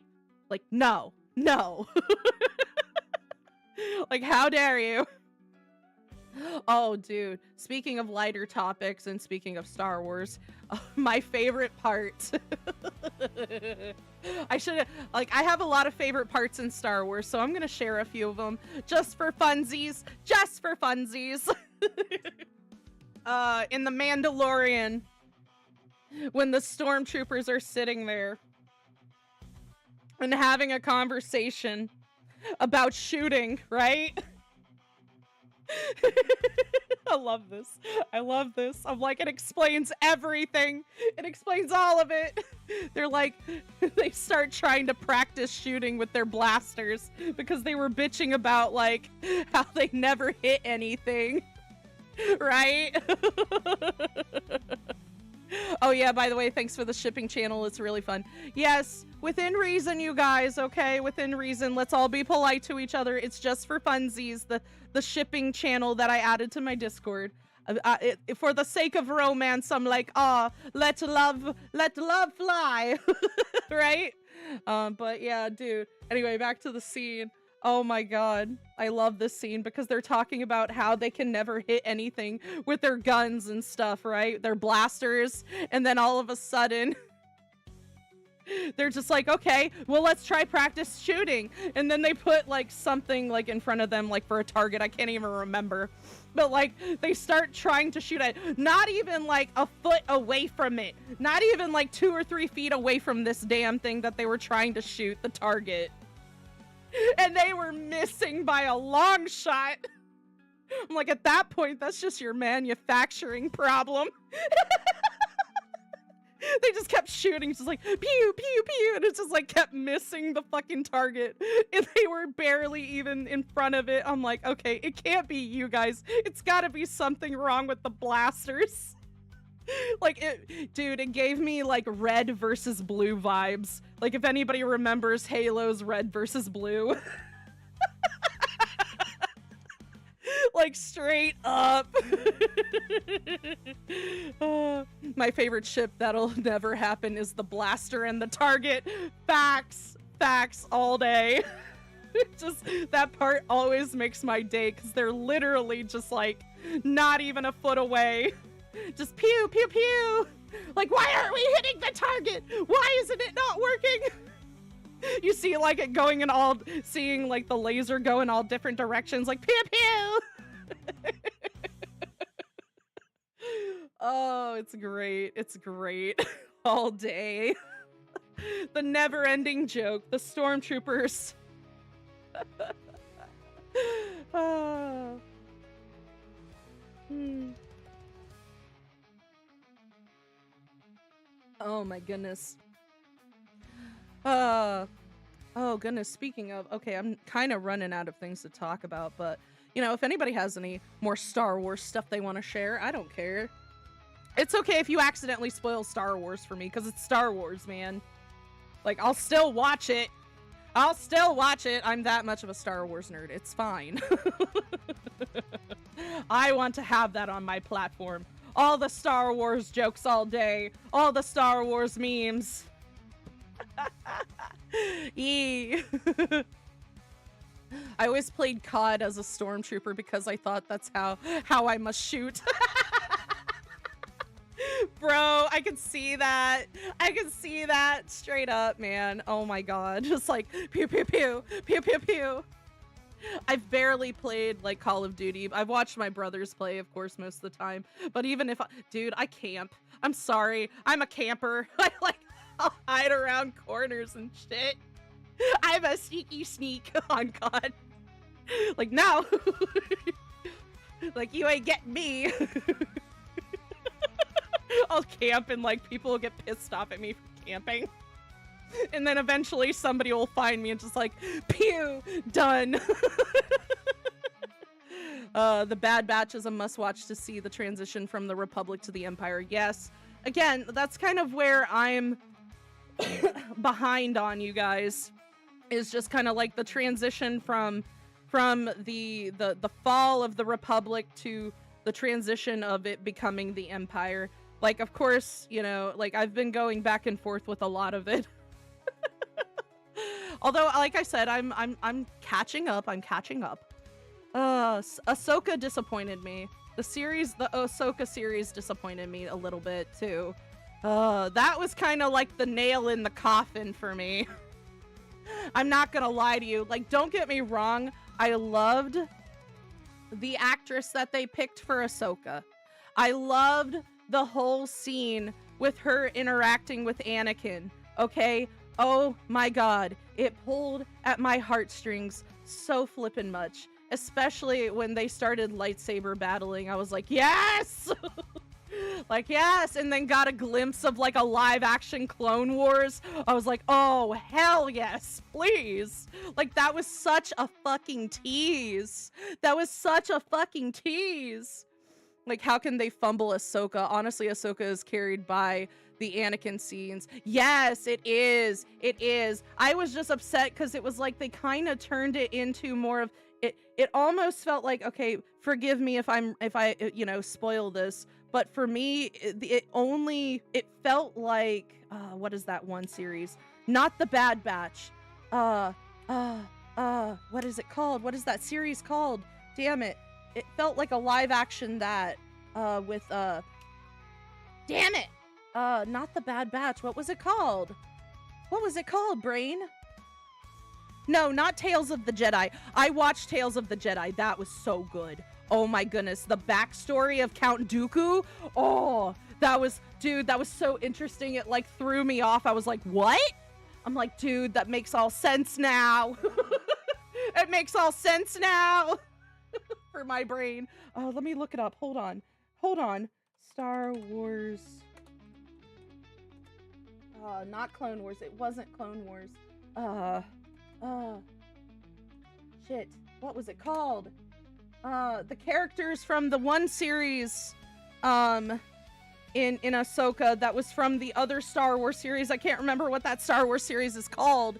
It's an animated series that's also there. It's not the Bad Batch. It's something else. Rebels. Yes, Star Wars Rebels. Yes. God, brain, derp. I started watching Rebels. I did. Just for the sake of my kid, of course. I thought she would like it because it's like, it's 3D animation, right? Yeah, I literally said Star Wars Rebels. My bad. Again, I'm trying to keep up with like chat here. My bad, you guys. But yeah, Star Wars Rebels. Ahsoka honestly felt like live action Star Wars Rebels with Ahsoka cameo. It wasn't about Ahsoka. That's kind of what irritated me with Star Wars, with Ahsoka, was that if they wanted to, it's kind of like if they wanted to make a Star Wars Rebels live action, then make a Star Wars Rebels live action, and then make an Ahsoka live action separately, in my opinion. Because I'm like, dude, I was expecting, I don't know, maybe it was me setting myself up for failure with expectation. Maybe. I don't know. But I was kind of expecting, like, at least understanding what happened, because I left off in Tales of the Jedi, where after she had fled and was going through her struggles on her own and stuff, right? I wanted to see what was going, I was hoping to see where the hell she was during the original series. I feel like that needed to be addressed, but maybe that was also in Rebels. I don't know. I haven't finished Rebels, so don't quote me with that. It just kind of felt like, again, like it wasn't about Ahsoka as henceforth with the series. It just felt like she was just a cameo in her own freaking series. That's really what it felt like, and it was frustrating. It was so frustrating. You need to watch every scene with Commander Mayday. He's the clone I was talking about. He only got a few moments. Ah, okay, gotcha. I'll have to look him up for sure. Because yeah, like I said, that's kind of where I am at in the Star Wars lore, is like all the in-between stuff. All of the in-between stuff. Oh, excuse me. Coffee burp. My bad, everyone. Oh, Ahsoka, I remember, was in later seasons of Rebels. I loved a certain fight scene she has in it at the end. Oh, I've heard about that fight scene. I have not watched that fight scene yet, and I want to. I want to so bad. Oh my god. Just for the simple, again, the whole interaction between her and Anakin in that series was just like, in the Ahsoka series was just like, oh, my heart sang. I was just like, yes! Like, master! Your young Padawan is here! Let's go! Kind of like teacher and student reunite. Yes! That was kind of like my feeling with it. Ironic would say Palpatine about Ahsoka series. I don't think Palpatine wasn't in there. It was, what's his name? The blue dude. Fucking, he has blue skin with red eyes. Fucking, I can't remember his name. They said his name so many times. Fuck. Brain! Commander Thrawn. Yes, Commander Thrawn. Like, he was predominantly in Ahsoka towards the end too, wasn't it? Yeah, definitely. Oh my goodness. I had mixed feelings about his makeup done, the actor, but at the same time, I'm like, it's Thrawn. Thrawn is literally just a blue man with red eyes, so I mean, there's not much you could really do with that, right?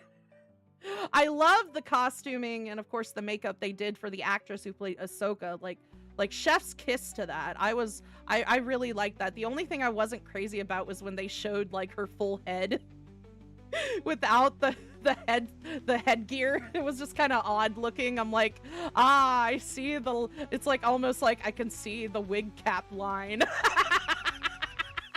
Like the way they made it, I was like, no. But other than that, dude, I loved her white outfit after she got like got herself together, right? The white outfit was really pretty. Like, if I had to cosplay any of her costumes, like the white outfit would probably be my favorite, just because it gives me like that sensei kind of vibes. Like, yes, I am the master. But she, like, dude, actually it's Maul versus Ahsoka. Ah, gotcha. Ironic. Okay, I know who you're talking about, and I think I know what section you're talking about in the Clone Wars. Yes, the Siege of Mandalore. Yes. Oh, yes. I still need to tap into that. My heart has been, how do I put it? I have been struggling to get to that part in the series because I don't know if I'm ready to see the scene between Obi-Wan and Satine. I'm like, I know I'm gonna cry. I know I'm gonna cry like a little big baby bitch. I already know.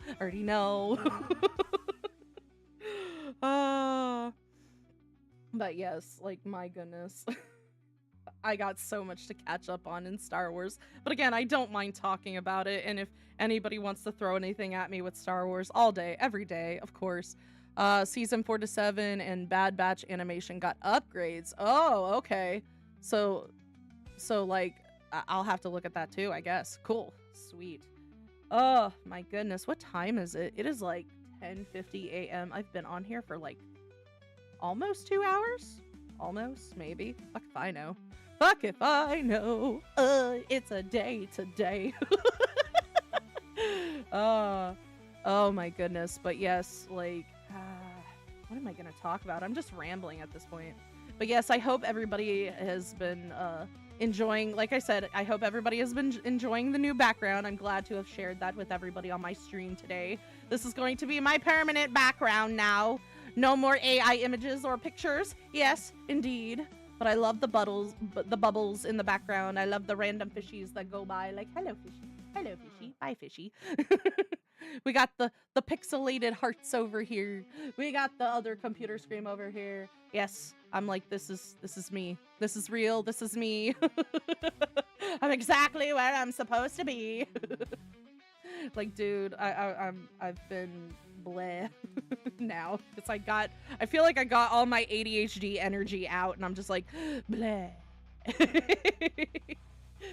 Oh goodness. Actually, let me go ahead and look at some of these cards here that I have, because I have a card game that I kind of pull out to kind of look at like the questions on it, because it's called Let's Get Deep. It's by the same people that created What Do You Meme, and it's like supposed to be like questions for couples, but I'm like, whatever, it's questions. Let's do it. Why not? So I'm gonna go ahead and just read from those cards unless anybody pops in like with more messages. Yes indeed, because I want to be on here longer. I want to chatter. I want to chatter to the wind. I want to chatter to everybody. Chatter. Oh, another thing of Star Wars that I can point out. Actually, here's a question for my chat, you guys. I have a question for my chat. What is your favorite Star Wars creature? Please do tell me. I want to know, what is your favorite Star Wars aminal? Yes. My daughter's favorite, oh goodness, for God forbid it all, she loves the porgs. The porgs! The freaking guinea pig penguin looking things. In the sequel series, it's so ridiculous. They're so ridiculous looking. I found out, fun fact about the porgs. They were actually, so in the sequel series, from what I was told, that where they filmed Octo, I think that's what the planet is called, Octo. Fuck if I know. Apparently when they were filming in the area for that scene, there were so many puffin birds, like puffins. There were so many of those birds that they couldn't edit them all out. So they had to create like a new species of alien in order to make up for that. I was like, oh, that sucks. Like, dude, that's a failure on your guys' part, but okay. Like, those god dang things, they are so weird looking. Species or animal species, it doesn't matter. It doesn't matter if it's in the Star Wars universe. Like, by all means, share. I'm curious. Like, I'm also a big fan of things. Like, I was an Ewok kid. I loved the Ewoks when I was little. I don't care if they look like demonic teddy bears. There was a baby one. A baby one that was adorable. That was my favorite. Every time it happens, every time when like freaking what is it, Luke, yeah, he uses the Force to make C-3PO float in front of the Ewoks, and you just see the little baby get scared, like ah. I'm like, oh, it's so cute. I was an Ewok kid. I loved the Ewoks. right? If not friend, then why friend shaped? Yes. Yes. I'm telling you, I'm that person. I would probably pet an alligator if it didn't bite me. I wouldn't be surprised. That'll be my death one day. I will be unalived by a wild animal because I wanted to go and pet it. Like, let me pet it, mommy. Let me pet it. Like, daddy, let's go pet the big giant aminal. Like, dude, that thing has 3 rows of teeth. I want to pet the giant puppy. What's Chewbacca's race called again? The ones on Kashyyyk. Brain. Chewbacca is a Wookiee. A Wookiee. Yes, he is a Wookiee. Yes, I love the Wookiees. I love the Wookiees on the planet Kashyyyk. Hold on, give me a sec. I'm going to try to do my Chewbacca impression again. Give me a minute.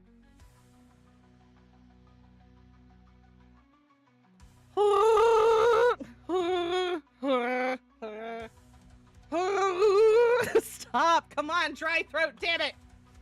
It's like I can do it, but it's like I have to do a certain thing in the back of my mouth to do it.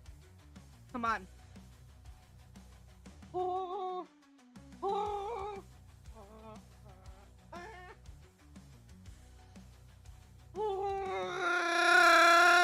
I did it! I did it! Damn it!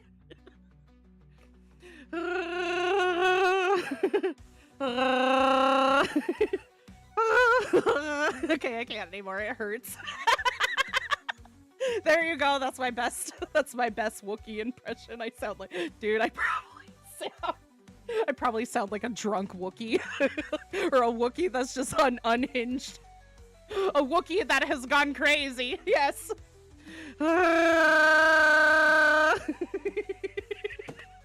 Okay, I'm done. I bet your BF is like, what kind of demon is she summoning?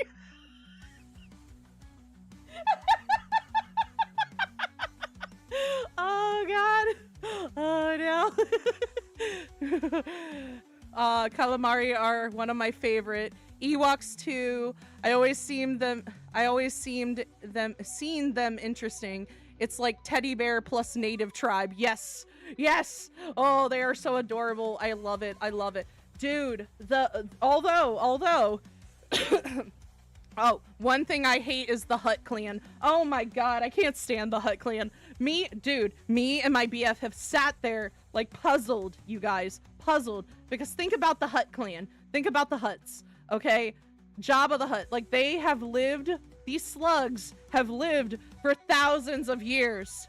Thousands of years. And somehow in those thousands of years have accumulated money doing shady business deals with people. And I'm sitting there like, dude, these things are like big giant lubs of tard that can barely move.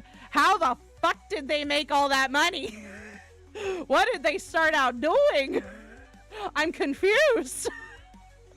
Like, like, again, Jabba the Hutt is so confusing. His whole species is so confusing. There is actually legit, I think, in Star Wars legends, that there was only one Hutt, only one, that became a Jedi, because they are just immune to all of said force sensitivity. So there was literally only one Hutt that actually became a Jedi. I'm like, Jesus Christ, like, his whole race confuses me. Like, I'm just sitting there like, how, like, you've lived here for thousands of years, but you can barely fucking move without somebody having to, like, move you around. You're just like a giant tub of lard. Like, how did you, like, are they just persuasive, I guess? I don't know. That's what I have to sit there and wonder. I'm like, dude, how the hell did you get in organized crime the way that you are? I remember there's some new Star Wars fans that said Stormtrooper goes through more than clone troopers. I always gave those people the Mayday scenes and some take it back. How Hutts do couple. Like, what? I'm confused by that statement. Hold on. Like, how do they do, like, the business dealings and everything? How did they accumulate so much money? Because literally they are so fucking lazy. They are the most laziest of aliens I have ever seen in my life. That's where I'm confused with, yeah. Wait, doesn't Jabba have a son? Yes! Oh, Stinky! I think that's what Ahsoka called him, was Stinky! It's Stinky!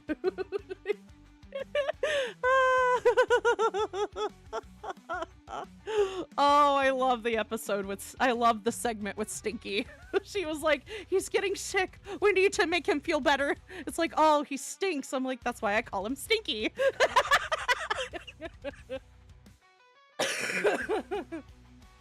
I think they mean the do, wink, wink, nudge, nudge. Oh, how they, I have no idea how they do that. I have no idea. I don't want to know. I don't want to know how the Hutts reproduce, okay? That is like, ew, ew,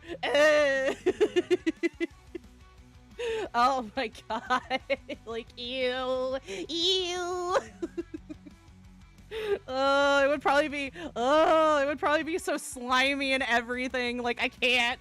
Oh, it's like I've seen too many hentais to know where that's going. Like, ew, ew. Okay, you guys, it is like 11:01. I still want to be on stream, but I think I need to take like a quick bathroom break, you guys.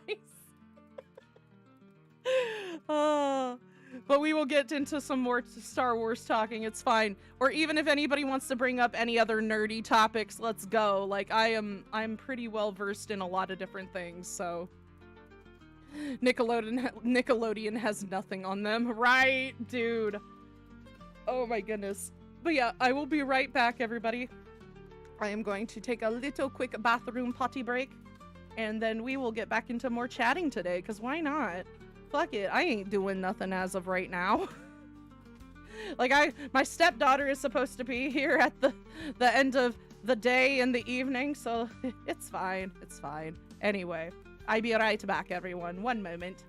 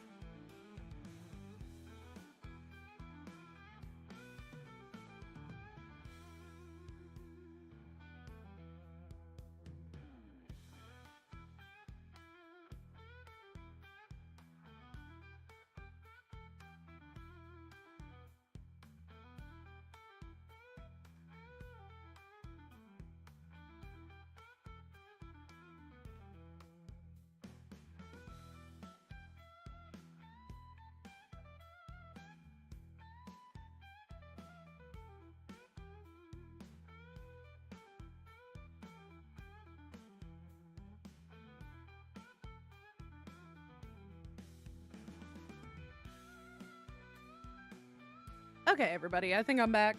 I'm back. Yes, indeed. I now have have had more of like time to hydrate my throat.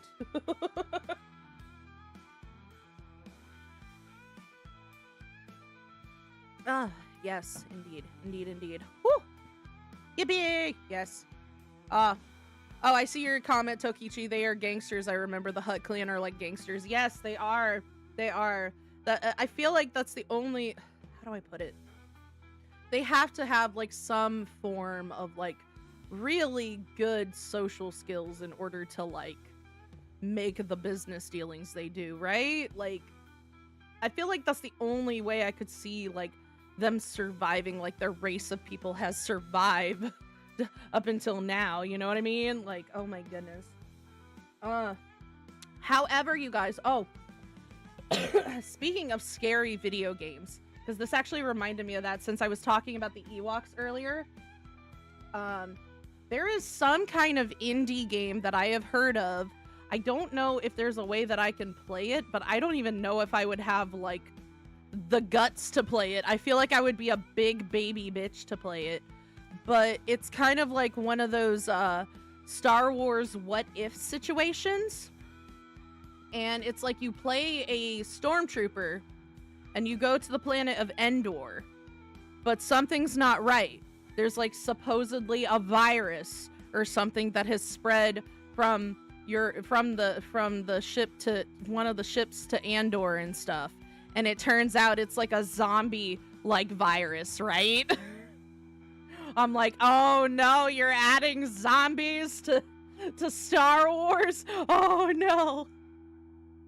And there's like a part, like I've seen clips of the game itself. It looks pretty interesting. I don't know what it's called, but yeah, it's kind of one of those Star Wars what ifs, like what if zombies, a zombie virus came to the stormtroopers on Endor. And there's actually one part in the clips in like one of the cutscenes when you're about to go and investigate the area that has the zombies, and you just see the Ewoks sitting there. The Ewoks just sitting there up on the hill, staring down at you like with the creepiest of creepy auras, like, oh no. I'm just like, oh man, it's like it gives you like a whole new perspective of the Ewoks. Ooh, especially when you notice that like like some of the instruments they play with, even in the movie, as some of the stormtrooper helmets. It's like, how did you get those? What did you do to the stormtroopers? You little creepy savages. What'd you do? Oh, I know what you mean. Death troopers. Yes, that's what it's called. But like, dude, it literally, because I was like, you know, since I had talked about Ewoks earlier in the stream, I was like, oh, I need to bring this up because it literally switched in my brain at one point being like, oh, they're so cute. Oh, they're not so cute. They're not so cute. Like that moment of like, oh no. I don't know if I'll be brave enough to play that game or if I can even play that game, but if I do, please understand, I am a big baby bitch when it comes to scary video games. Ewoks with the rebels. Yes, I know, right? Oh, they're so sweet. I always love the scene with Leia when she's talking to the younger Ewok. I think he was played by what actor is it? He's the same actor that played Willow. He was the same actor that played Willow in the movie Willow. That was actually one of his early roles.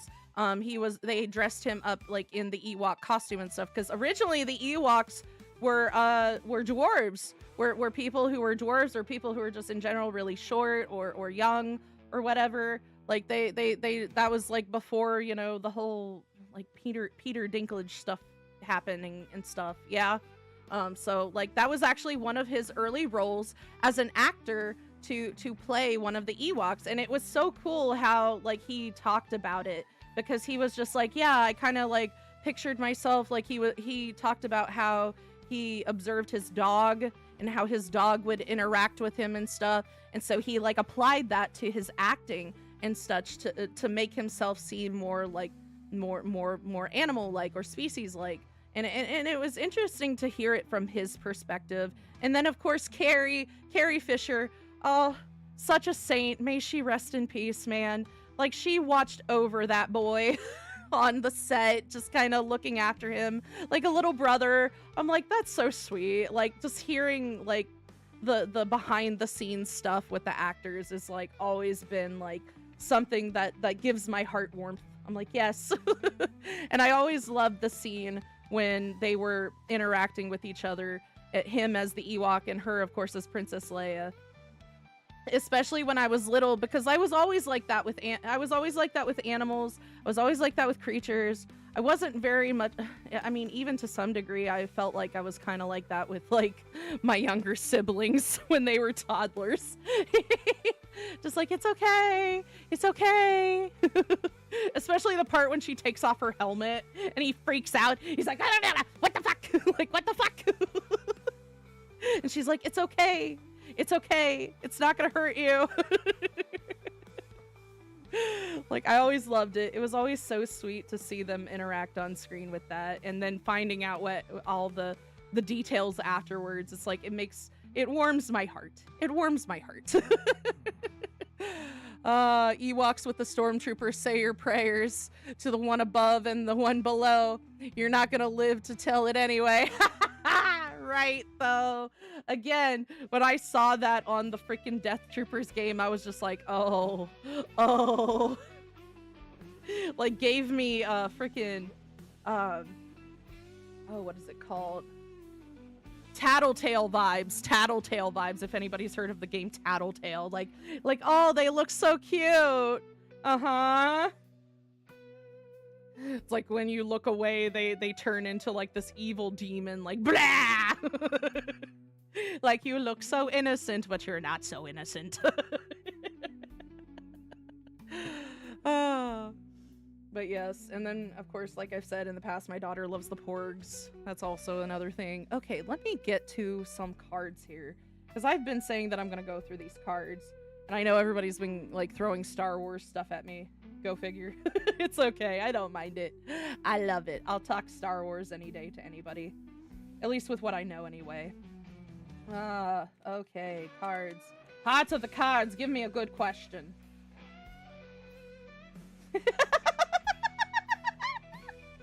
Oh no. Why? Why does it have to go to that question? The card that I pulled. It's like, at this moment. At this moment, would you prefer a hug or a kiss? I'm like, oh. Like, why do you gotta throw the snooey, like, intimate questions at me already? Like, this game. Anyway. At the moment, I wouldn't mind both. Honestly. Like, if my BF was awake, I'd be like, hug me! Give me love! He'd be like, what are you doing? It's like, hugs! Hugs and kisses all day. So I don't mind. I wouldn't mind both, honestly, to be honest with you guys. It's all good. But it's okay. My BF is sleeping. We got to let the sleepy boy sleep. Yes, indeed. Indeed. Okay, let me look at another card here with this. I was just like, why? Why did I get that one thrown at me already? It's okay. Okay. Do you believe in any conspiracy theories? Yes. Yes, I do. I have one for you. Dragons were dinosaurs, and dinosaurs were dragons. I believe this in my full heart. I believe in that conspiracy theory. Like, think about it. We don't, like, dude, even the term dinosaur, the word dinosaur wasn't invented until, like, what? I think it was, like, either the 17 or 1800s. So before that, it had to have been the word dragon, right? And there's so many stories about dragons, right? Dinosaurs were dragons and dragons were dinosaurs. End of story. We just had different words for different things. They were the same fucking thing. That's my conspiracy theory that I believe in. I'm an advocate for the Bad Batch and Commander Mayday. I'm a representative. Ah, gotcha. I can see that. It's all good. Okay, let me do some more cards here. Oh my goodness. I'm just getting... like I said, it's kind of like the second half of my stream, so I'm just like, okay, my energy has kind of depleted a little bit. Like... But again, I don't mind talking with everybody. I'm just chilling. Just chilling here with everybody, all my peeps, all my sailors, all my aqua gremlins. Yes, indeed, indeed. Oh, that was also another thing I was kind of curious about. Because I think early on, a few months ago, I tried to have a vote as to what my following wanted me to call them, right? Like a poll, but I feel like I didn't have enough people to, like, have like an accurate like vote for it, you know, like to vote for what my following wishes to be called. Yes, indeed, indeed. And I think people like, I think I got like 2 votes that was just like, ah, Candy Sailors, yes, my sailors, yes. But if anybody is interested in like, you know, me trying to pull up like a secondary vote for my following, just to give like new people a chance to be like, yes, you may dub us this. You know, just let me know, because I'm kind of curious if I should just do a secondary like poll for that, because I have some other options in mind that I don't mind referring to people. Again, like I've thought about, of course, my aqua gremlins, yes, or my merry band of pirates or something. I don't know. You know, like, people throw some names at me in the Discord of what my following would like to be addressed as. Yes, indeed. I'm kind of thinking I'd want to do a secondary vote of that, because I got again, I don't think I had enough people at the time to do that, but I feel like I have more people to do so. Yes, indeed, indeed. Anyway, cards, the heart of the cards, damn it. Okay. What were you like in high school? Oh my. Oh my. Oh, how do I put it?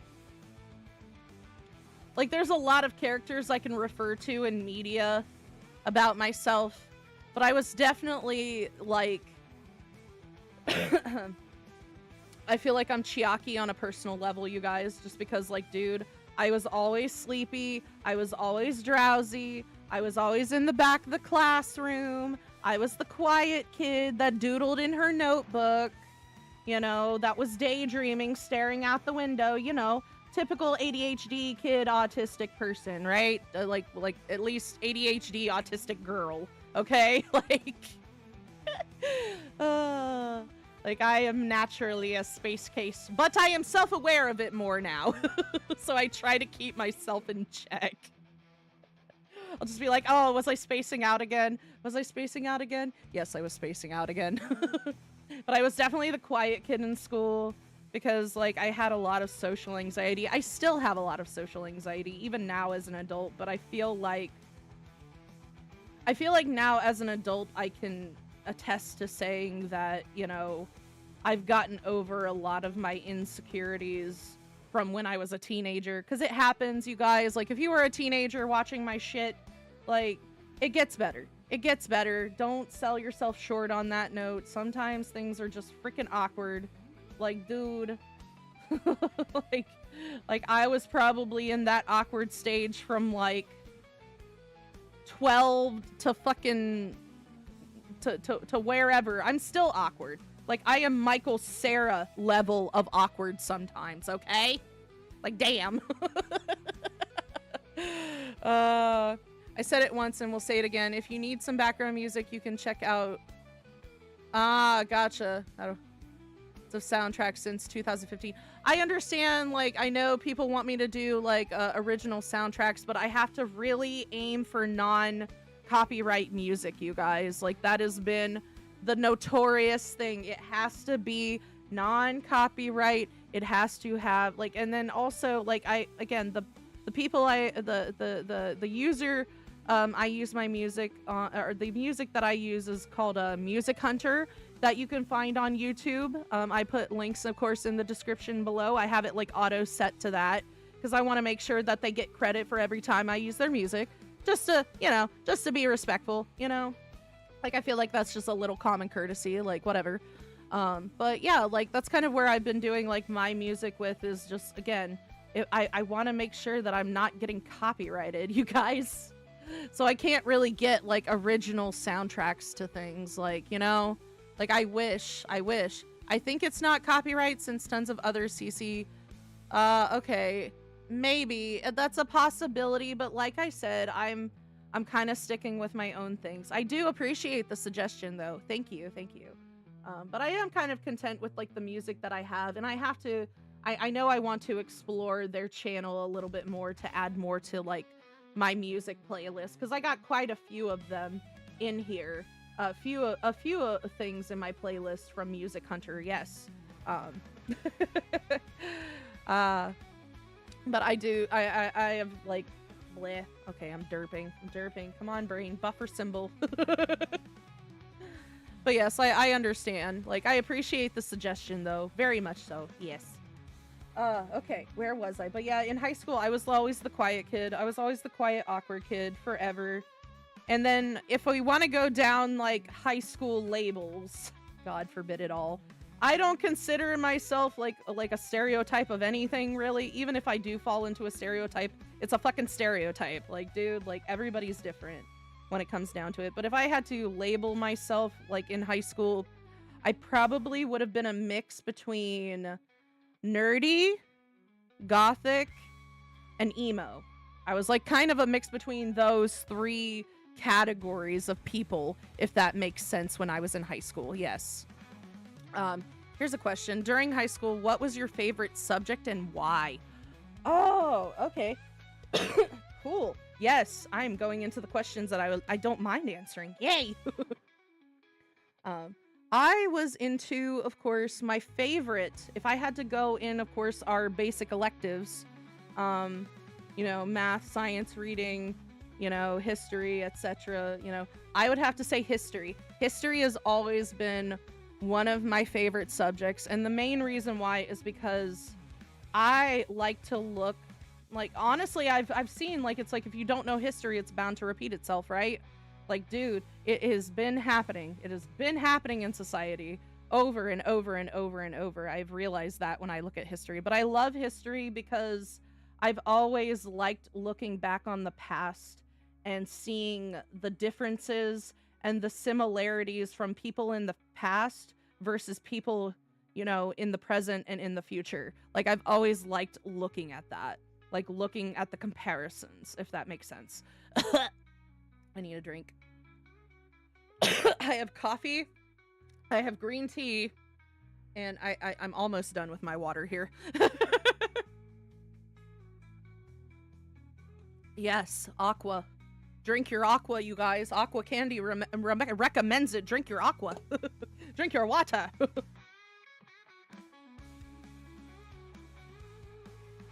Oh, but yes, history was always one of my favorite subjects. And then I do have a few other favorites, of course. I also like art because obviously I'm a fucking VTuber, okay? I guarantee, I'm not saying all VTubers are artists, but there's a good chunk of the VTuber community that started out as an artist. Okay, like, and I love art. I love different forms of art, different forms of media, like, and again, I may have started out doing, like, some AI images for my backgrounds, but, like, when I saw this screen on Etsy, I was just like, yes, I can finally get it all set up to where I no longer have to use AI for anything. I just have it set up and it's by legit artists. So I was so happy with that. And then I was also a theater kid and I loved choir. I love singing.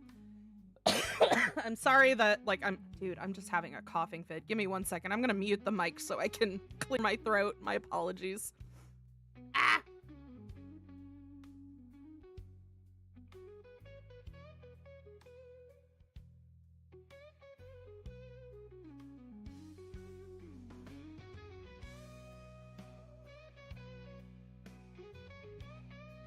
But yeah, okay, I'm back. I'm back.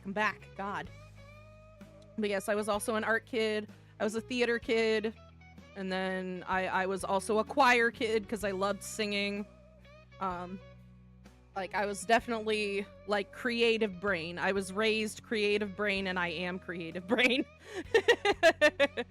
My favorite is English because I don't need to study for anything during tests. I can focus on other subjects, and English gave me some necessary rest. The teachers are always laid back too. Yes, I do agree with that. Like, I didn't mind English. I think I was okay with learning English. Or language arts is what they call it sometimes too. Like, I didn't mind that too much because I love literature. I love books. I love reading. Again, my ADHD brain, you guys, my ADHD autistic brain has always hindered me from like like I struggle with reading. I struggle because my biggest problem is also I have dyslexia. So it's like sometimes I will have to reread a sentence like 5 different fucking times. I'm like, ah. And then again, even when I'm like reading out loud to like the chat and stuff, like honestly, I have had to slow down my chat for that. So that way I can keep track of everybody, because I do struggle a little bit with reading. It's not that I can't read. I can read. It's like I just can't like read at a quick rate, if that makes sense. Like, I don't know how to describe that. It's really, and again, dyslexia, it puts everything backwards in your head, so then you have to reread shit to be like, okay, did I read that right? Did I comprehend that right? That's always only been my struggle with English, though. It's just like my learning disabilities with it. But at the same time, like, dude, like, I love books and I love stories and I love story time.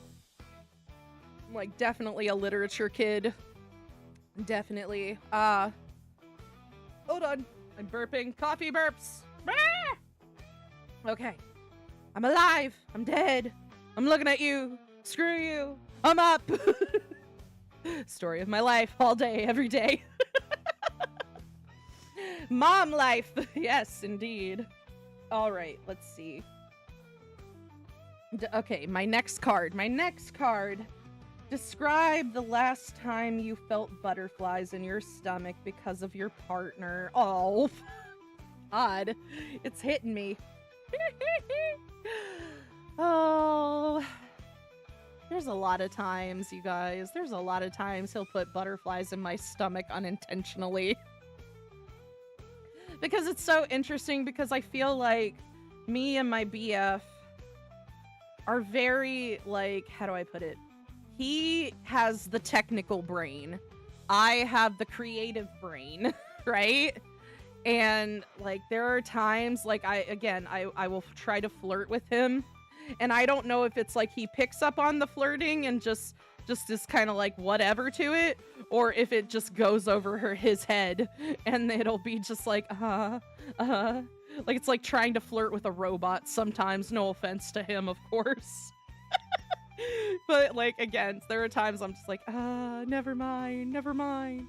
But then there'll be those moments, like I think the last time I can specifically remember that he made my heart soar. I'll just bring it up. It's kind of an issue that we've had in the past. And it's not a big deal. Nobody get the wrong idea. I love my boyfriend. But every couple has their struggles, okay? Every couple has their struggles, right? And for us, we've been, balancing, of course, being in a blended family. And he has a child from another relationship. I have a child from another relationship.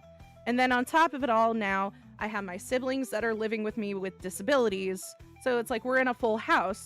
So there's a lot of things, a lot of factors going on where, and he of course is a federal worker, like I've said in the past. So that in itself is a stressful thing. So there's a lot of factors of stress that have been like jabbing at us. So sometimes we don't have a lot of time for, sometimes we don't have a lot of time for intimate things, you guys. However, however, he said the sweetest thing to me the other day because, but we'll get to that with it. That also brings it up to, there was one term that there were some terms that I heard the other day from another VTuber, and I feel like this kind of sums things up, is that there's what is known as, let's see, brain. There's like these terms that I heard about the other day where I guess there's, of course, we know the terms top and bottom, right? Everybody knows that freaking terms about intimacy. Yes, we know. But apparently somebody brought to my attention from their perspective, apparently there's what is known as the submissive tops and the dominant bottoms. Or there's also submissive bottoms and dominant tops. And I'm just like, ah. Like my brain put the pieces together with it, and I'm just like, okay, emotionally that can kind of make sense in my opinion, because if I had to determine like along those lines between like top and bottom and soft top or submissive top and dominant bottom, I would probably say that I can be a little bit of a dominant bottom, you guys. Ah, my ears. Oh, and when I say that I'm a dominant bottom, I would say it's kind of like how do I put it? How do I describe it? It's so hard to describe, but like, at least if it's coming from my perspective with that, the reason why I say I'm a dominant bottom is because there's a lot of times, like, yes, I love to be on the receiving end of things, okay? I think I have won in that situation when I am on the receiving end, but that's just me. Like, I don't know why people shit on bottom energy, because I'm just like, dude, they're the ones receiving the pleasure. Like, what are you talking about, you know? So I would say I'm a little bit of a dominant bottom, because I always end up with guys that are more, how do I put it? Like, if I had to put my BF in a category, he would probably be a little bit of a submissive top. And there's nothing wrong with that. If you are a submissive top, there's nothing wrong with that. If you know, it's okay. It's okay to be that way, you know? And for me, it's like the best way I can describe some of our issues sometimes, because he's such a sweet guy. He is so sweet. He is like absolutely just precious. He's been very doting on me, you know, like a father, if you will. Not trying to, you know, I don't mind the whole daddy thing. Like, dude, that's it. Dude, that's my pet name for him, whether he likes it or not. Like, hello, daddy. How are you today? But it's like, he's shy. Like, dude, like, there was one point I think I talked to him about if we ever did, like, when we start gaming and streaming, I'm like, you know, my chat is gonna have questions, right? They're gonna have couple questions for you. And he's just like, yes, I'm going to answer with everything with 42. He is not as open about his sexuality as I am, if that makes sense.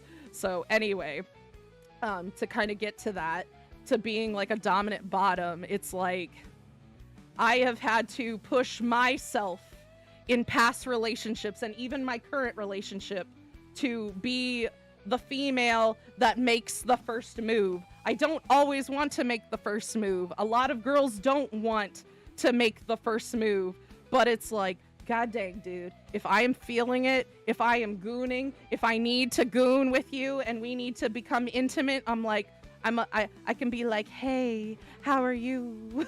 You know, I'll be a little forceful with it a little bit. Like, hey, come on, let's go. Make love to me.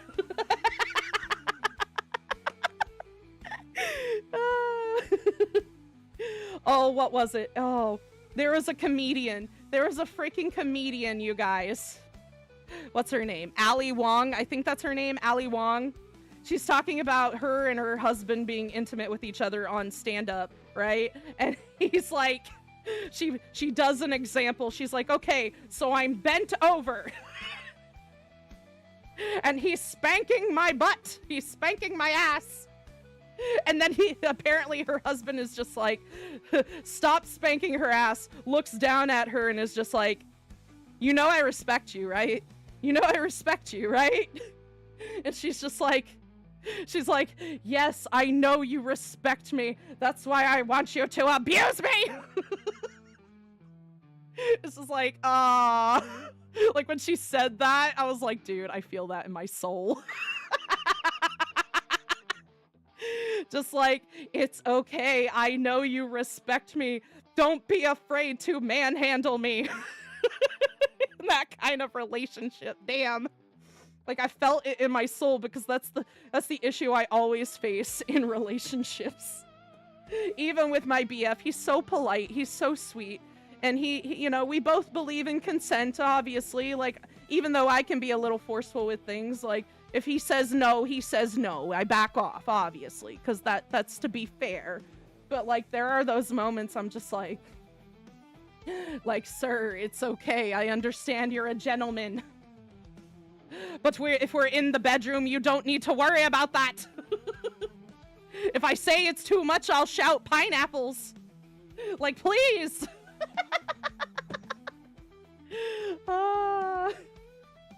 Like, I feel like that's our issue sometimes when it comes to intimacy. Like, it's okay.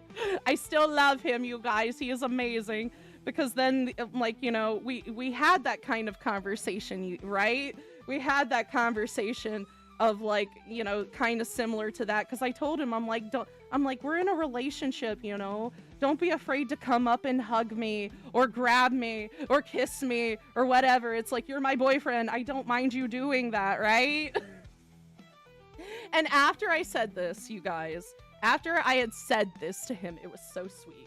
It was so sweet of him. He just kind of looked at me and like stone face, he's like, yeah, but you're not an object. I'm like, oh, my heart. I was like, thanks. I mean, I appreciate that statement. I do. Because it was just out of his own volition. He's like, yeah, but you're not an object. I'm not just going to grab at you. I'm like, I know, but like, it's okay if you want to.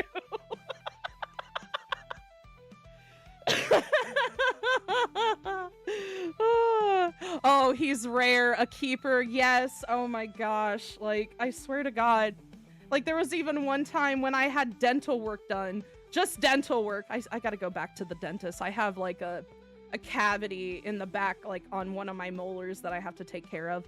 But again, I'm dealing with the whole Medicaid BS right now. Like I gotta recertify and shit like that, right?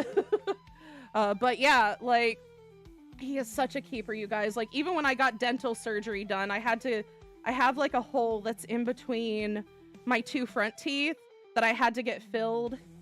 And the moment like I got home from my dental surgery, he's like, hey, how did that go? How did your dentist appointment go? I'm like, oh, it went well. And then he just grabs me by my face to like look at my teeth like a dad. I'm like, you're just being doting on me, please. Oh, you sweetheart. Like, damn it.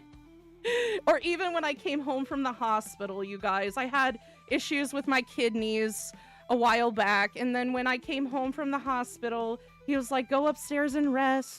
Go get some sleep. I got the kids. It's okay. Just try to feel better. Like, dude, he is such a... Oh, my goodness. Oh, my goodness. He is such a gem, and he doesn't realize it. He doesn't realize it. He puts himself down with it, too. And I'm just like, no. He'll just be like, I'm dead inside. I'm like, no, you're not. You have heart. You have heart. I see your heart. You know?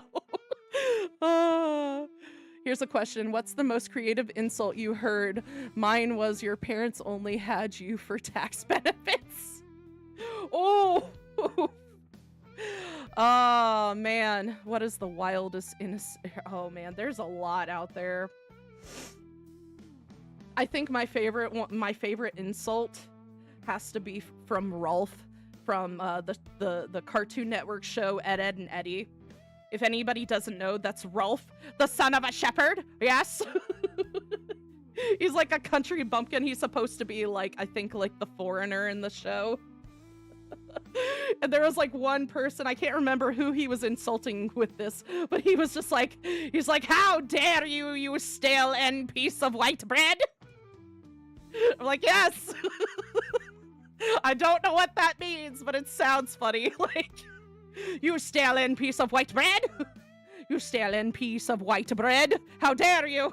How dare you insult Rolf, the son of a shepherd? Oh.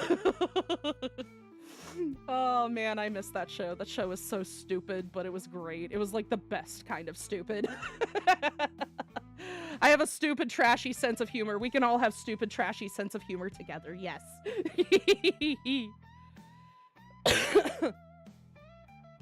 Right, though. I think the most least offensive way to insult a white person is that. Yes, indeed. You know what? I'm white. I can attest to that, okay? Like, man. I'm embarrassingly white. It's fine. I go outside and blind people because of how pale I am. I'm Wonder Bread white.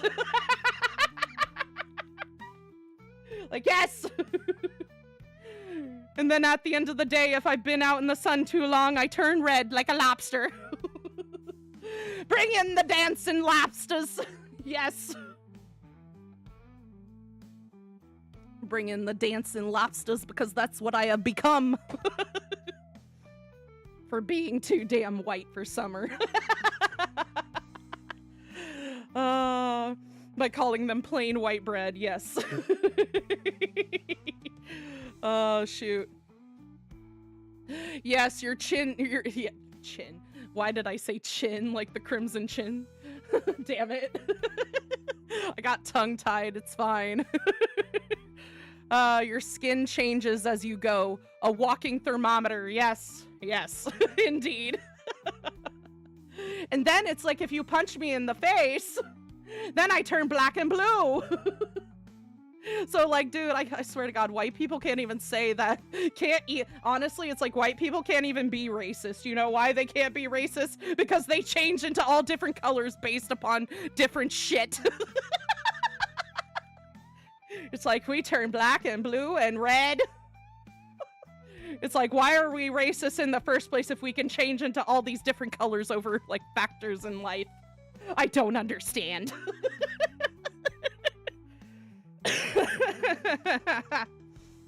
Oh my goodness. Like, again, it's dude. And again, I am so pale. Like, I am as pale as freaking Sonia, Nevermind, from the Danganronpa series. Like, how pale she is would be a pretty accurate description of how pale I am. But add freckles because, you know, I'm a poor person. I can't, I have never had a way to properly protect my skin. And scars. I have certain scars from, like, certain things, of course. Like, I have acne scars. It fucking sucks. Imagine having a chin like the Crimson Chin and feature Brick of Chin. Right, dude. Here comes the Crimson Chin. It's like, where did you get all this? Internet. I always love that throughout the freaking Fairly Odd Parents series. It's like, oh, look, you bought a laser beam. Where the hell did you get that? Internet. It almost feels like that now. It's like, where did you get this? Amazon. Where did you get this? Etsy. Where did you get this? Shopify. Internet. I got it on the internet.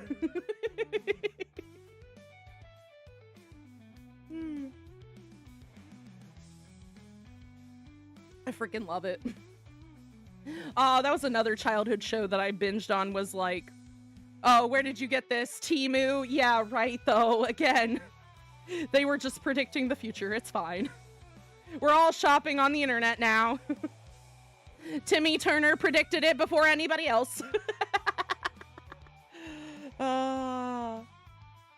Dude, oh my God. What was that other one? Chip, dude, the Chip Skylark. My shiny teeth and me. Shiny teeth, shiny teeth. My shiny teeth that sparkle just like the stars in space. I love it. All the weirdness all day. It's fine. I feel like I'm just talking nonsense at this point. It's fine. Oh my goodness, but yes. That's another one I miss watching. The OG Fairly Odd Parents. Like, I can't go anywhere now if I see like freaking like something pink and green. I'm like, ah, hello Cosmo and Wanda, I see you there. Like, I see what you're doing, you sneaky sneaks. Or no, my all-time favorite, Cosmo. Cosmo the special cookie. The good news is I decided to name my Nickel Phillip. What's the bad news? It's a girl, Nickel! Yes! Oh, I love it. Just let it fly, man. I am that person. Or we're two halves of a whole idiot. Let's go. Let me type in. Let me see if I can look into my cards more. Again, it's like going on 11:48. I might end the stream in a little bit, but let's get some more questiones and talkies. I love the talkies. Let's talky talk. Can you talk? I can talk. I can talk all day. Let's go. Okay. What is... okay, oh, no, I don't want to answer that one. Nah, meh, bleh. We've had too many of those questions. It's fine. Too many relationship-based questions, of course, because I'm playing with a card game that is supposed to be for couples. The Tooth Fairy was hot, though. Right, dude, she was nice looking. I'm not gonna lie. She was built. I still love Baby Poof. I've heard about the theory. They're like, why is Poof purple and tan like Wandissimo? Why does he look like Wandissimo, but it was Cosmo that had the baby? Like, let the internet lore fly with that. It's just like, oh no, that's confusing. Dude, I love when he's about to have the baby too. It's like, how do we have a fairy baby? It's like, I don't know. Fairy babies have not been born for like hundreds of years. It's like, so how do we get the baby out? I don't know. Maybe you can wish it out. It's like, wish this demon spawn out of me. Like, yes. Honestly forgot Wandissimo was a character. Dude, Wandissimo, dude, he was up his own butt. He was always up his own butt. Freaking ego. Like, hola.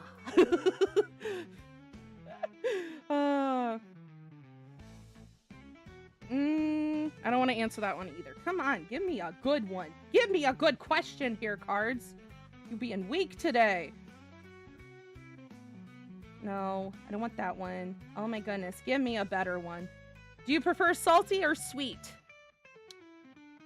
I am a sweet fiend. I love sweets. I love sweet snacks. I love desserts. I love cake. I love cheesecake. Ooh. The freaking upside down cheesecake from Cheesecake Factory. Speaking of pineapples.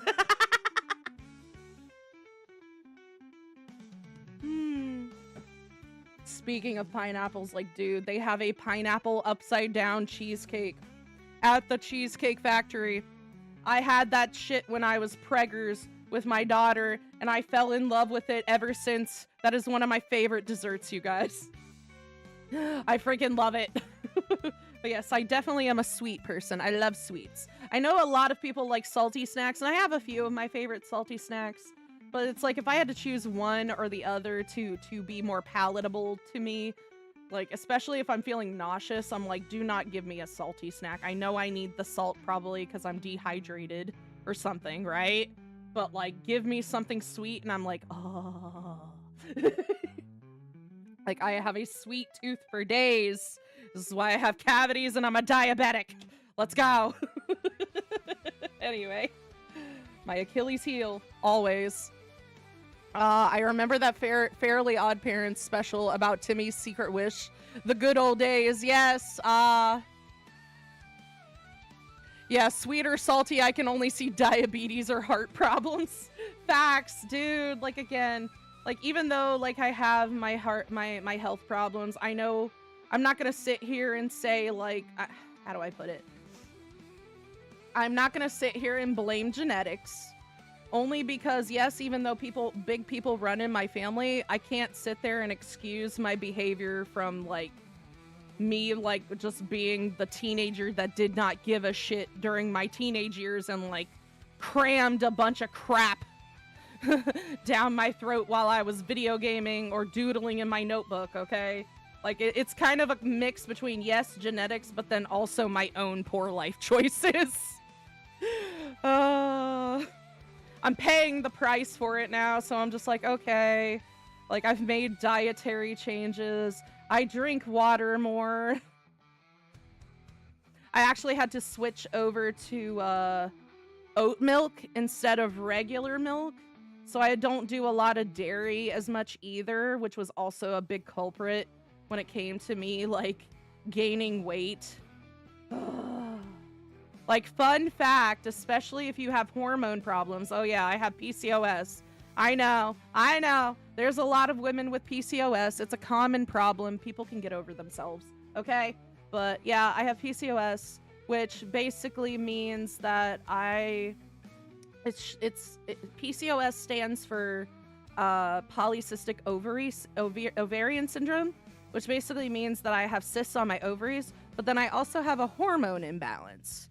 So I produce more testosterone than I do estrogen, and dairy is a big culprit of having, like, a lot of the male hormones that can mess with those who struggle with, like, the hormone factor in their health, like I do.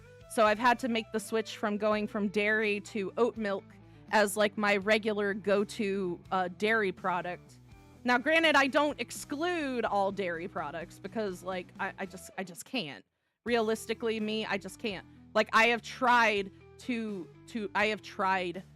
fake cheese, the fake dairy-free cheese. It is so nasty. It is so nasty. That is one thing I will not yield on. Like, let me have my normal cheese and my normal yogurt. But the rest of the time, I'm drinking oat milk. Like, you're not doing that to me, kind of thing. Like, so nobody take that the wrong way, I guess. But it's my own dietary choices. Like, again, I swear to God, it feels like a science anymore to get the right nutrition down for myself. So I'm like, I also try to pace myself. I've been learning portion control and things like that. Like, I'm very well aware that, you know, because I know there's, like, the whole body positivity movement and stuff, and we shouldn't body shame others and things like that. And I get that. But at the same time, I can't sit here and be like, oh, well, I'm a big person. Like, I'm just gonna blame everything else except for my own poor decisions and accountability. Like, that doesn't make sense to me. Like, yeah, part of it could be chopped up to genetics on my health, but then the other half of it is, it's like, I could have prevented a lot of it. I could have prevented a lot of it from my own decision making, you know? So, I don't know. Like, granted, I still try to, you know, be like, yeah, I have made mistakes in my health, but I'm still alive, and I still have chances to make up for that health. I still have chances to improve on my health and well-being. So that's kind of where I see the body positivity. It's like, yes, this is my situation, but I'm not going to sit here and feel sorry for myself because of the shit that has happened in my health, you know? I recognize it, and then I'm just like, okay, what can I do to better it? You know, that's kind of where my thought process is with it. I know there's a lot of people that try to do, like, oh, well, you shouldn't, like, it's almost as if you're not allowed to put yourself down. It's almost like you're not allowed to put yourself down in front of people, because then they're just like, oh, like, oh, what have I hadn't done in the past? Oh, my favorite one. This shit annoys me. I'll just be sitting there like, I'm fat. Yes, I'm fat. And then somebody will be like, oh, you're not fat. You're beautiful. I'm like, bitch, did I say I was ugly? Like, what? Like, I didn't say I was ugly. I just said I was fat. I was stating a fact. Like, dude, it's like people just jump to the assumption that if you say a fact about yourself, they're assuming that you're putting yourself down. I'm like, no, I'm just recognizing something that is truthful about myself. Like, yes, dude, like, I get on the fucking scale and I'm like 300 fucking pounds.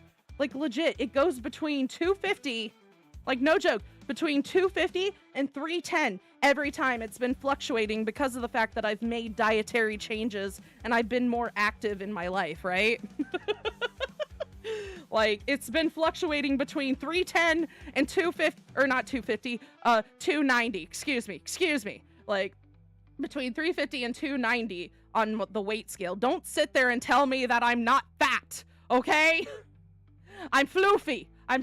There you go. You want to hear, you want me to, like, censor myself? I'm floofy and I'm proud. Damn.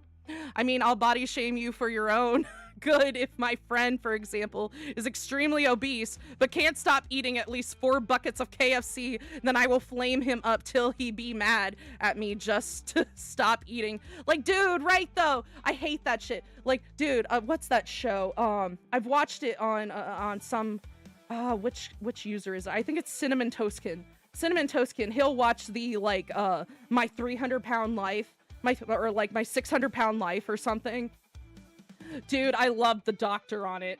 I love the doctor that they go to. They're just like, oh, I can't, like, they'll be it baffles me because it's like they'll be sitting there eating like enough food in one sitting for 10 people and then wonder why the fuck they're fat. Like, what? Yeah, TLC, my 700-pound life or my 600-pound life. Yeah, that shit. They'll be like, oh, I don't know why I keep gaining weight. But then they'll eat, again, enough for like 10 fucking people in one meal sitting. I'm like, there's your problem. Like, portion control, what is wrong with you? Like, I know I'm struggling with my weight, but damn. Like, how far down in the ocean is your room? I don't know. I don't think it would be in the abyss. Obviously, it's not in the abyss. It's got to be in the open ocean, right? Maybe? Because, like, what's the layers called again? Oh my goodness. But anyway, back to the holes. I'll look it up. I'm gonna look it up to look at the depths, so that way I can give you an accurate one. Because I remember there are different names of different depths of the ocean. I just can't remember off the top of my head. So, hey. But yeah, like, I have to sit there and laugh about that shit all the time, even as a person, even as a floofy person, and I'm watching somebody being like, oh, well, I'm struggling to lose weight, but then they want to eat there and they want to sit there and eat for a fucking army in like 3 meals out of their day. You're only supposed to have at least this is what they recommend nutritionally anyway. They recommend you have 3 meals a day and at least 2 or 3 snacks.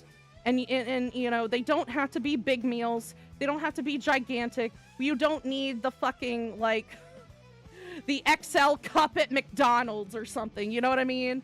Like, they just wonder. It's like they ate enough for a starving village in Africa. Then they'll be shocked when they get on the scale as their phone number shows up. Right, exactly. Like, dude, it cracks me up every time. And again, when it comes back to the quote where I was just like, they're like, oh, you're not fat, you're beautiful. And I was like, again, bitch, I did not say I was ugly, right? I just said that I was fat. I was stating a fact. Like, depths of the ocean. Yes, depths of the ocean. Here we go. Boom. Let me go down. Let me see. I'm going to look up here. Oh, hello. We'll just click on one of these random ones. Yes. Okay, so we have, oh, these are scientific terms, aren't they? Hold on. I would say, okay, so we have, these are some big words here, so forgive me, you guys. So that room must be pretty strong to be crushed. To not be crushed, yes.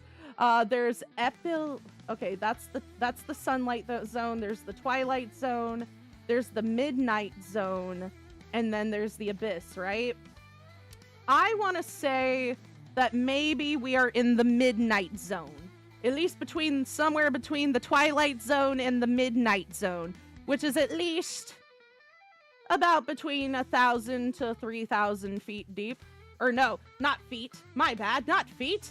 That was meters. That was 3,000 meters. At least 1,000 to 3,000 meters. So that would be 3,300 feet to 1,300. God, I can't even say it. 13100. I don't know what that is in feet. I cannot even get the correct term for it. My brain won't let me. You're welcome. I would say probably somewhere between the twilight zone and the midnight zone. Yes. So that way I am not being crushed in my room. A room could not survive the midnight zone. Maybe. That's a possibility.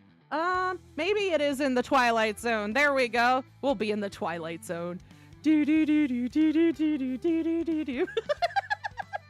Anybody remember that old show? God. I'm throwing out boomer references today. It's okay.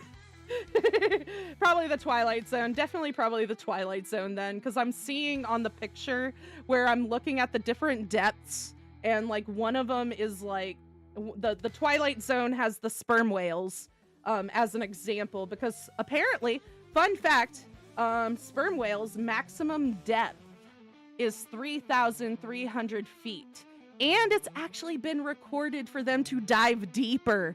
They're actually one of the whales that can actually, that can dive deep into almost into the abyss. There have been some that have been tracked into diving deep into the abyss, which is actually rather an amazing feat for sperm whales. Like, they're the ones that can dive the deepest. Yes. Oh, I know where you are, Candy. Bikini Bottom. Yes! Oh my goodness. Yes, let me give off SpongeBob vibes. Let's go. Bubble buddies. I could call everybody my bubble buddies. You want to be my bubble buddies? Does anybody want to be my bubble buddies? Let's be bubble buddies. Go! Oh God, that makes me think of another SpongeBob quote since we were talking about like body positivity. What is it? Oh, the episode where he has like bad breath. And like he talks to Patrick. He's like, Patrick, I don't know why everybody is running away from me. I don't know what I've done. And of course, Patrick doesn't have a nose. So he's just like, maybe it's 'cause you're ugly. It's like, what? Or my favorite story. It's called The Ugly Barnacle. Once there was an ugly barnacle. He was so ugly that everybody died. The end. It's like, that's not a very pleasant story. Or when he's on the rooftop. Like, dude, when he's on the rooftop shouting, I'm like, this is me. When it comes to my self-esteem, I tell you guys, he's like, come on, you gotta say it with your chest. You gotta say it. Just gotta say it. I'm ugly and I'm proud, right? I'm ugly and I'm proud. I'm ugly and I'm proud. Yes. It's not an ordinary boulder. It's a rock. Oh God, I love that one. I love the Krusty Krab pizza episode. Yes. The Krusty Krab pizza is the pizza for you and me. Ah! Pioneers used to use these babies all day, every day, like SpongeBob. It's a boulder. It's not just any boulder. It's a rock. You're right. Good grief, he's naked. Yes. Oh my God. We're getting flooded with SpongeBob quotes all day. Like, dude, oh my goodness. I can't wait to do emotes when I make it to affiliate, you guys. I found some really cute ones on Etsy. I can't show it to you guys because I want to leave that as a surprise, but I found a purple theme on Etsy. I'm not going to show anybody yet because, again, I'm not affiliate yet. We'll get there. I'm not giving up. But it's so cute. I hope you guys will eventually love it. Like, I'm stuck between 3 different types of emotes. that are on Etsy, okay? Like, there's one, it's all purple, okay? It's like a purplish blue pink theme, which I'm like, oh, that would go so well with my aesthetic, right? And it's got some good ones, like it's got a purple Psyduck on it. It's got Courage the Cowardly Dog as like an emote. I'm like, ah! It even has Shrek judging you. Like, yes, yes, Shrek is love. Dumb shit with that. I love it. Like, give me all of the meme culture. Throw your memes at me. Or even has like a Yeet one. It has like a ban, a raid one. There's even one that's like a set of like booty cheeks. I love it. I'm like, I can't wait. I can't wait. That's gonna be like probably my first set of emotes. There's a bunch of meme ones. They look so great. And then there's like two other ones that I'm stuck between. There's like a set of turtle ones that are like some kawaii turtles, because I love turtles. And I feel like personality wise, like I feel like I'm a turtle sometimes. I'm telling you. Slow and steady wins the race. Or I also, since I have the shark plushie, I have like a set of like shark emotes that I was looking at too. But I'm really stuck between I'm really stuck with the purple one. The purple theme is so cute. Like, I want it. I want it so bad. Oh god, more SpongeBob quotes. I looked away 1 second. Oh man. It's like, my favorite. Chocolate. Chocolate. Chocolate! Yes! I love the chocolate episode. Dude, I love the part when, like, they're knocking door to door for chocolate. And, like, right when they're like, he's like, okay, Patrick, you have to be friendly. You have to be casual. You have to be nice, right? The moment they open the door, you just see Patrick, like, I love you. You just see them slam the fucking door afterwards. It's like, okay, buddy, that was a little too much. That was a little too much. We serve food here, sir, right? Oh, dude. All of the clips now that I think about with Squidward behind the cash register, I'm telling you. When I was a kid, I used to laugh at it. I used to laugh at it so hard, but now that I look at it, I'm just like, why is that so relatable now? Why is that so relatable? Oh, is mayonnaise an instrument? No, Patrick, mayonnaise is not an instrument. Damn it. Oh, God. Oh, the SpongeBob all day. Dude, I think Nickelodeon, like, relied on SpongeBob for, like, the longest time. I think they even, like, out episode The Simpsons at one point. I was like, dude, what the fuck? And then the voice actors that play them, like, dude, I love the voice actors who plays SpongeBob, because then he also plays Ice King. He's the same voice actor that does the Ice King on Adventure Time. I'm like, yes. Is horseradish also an instrument? I don't fucking know. Fuck if I know. Anything can be an instrument if you're brave enough.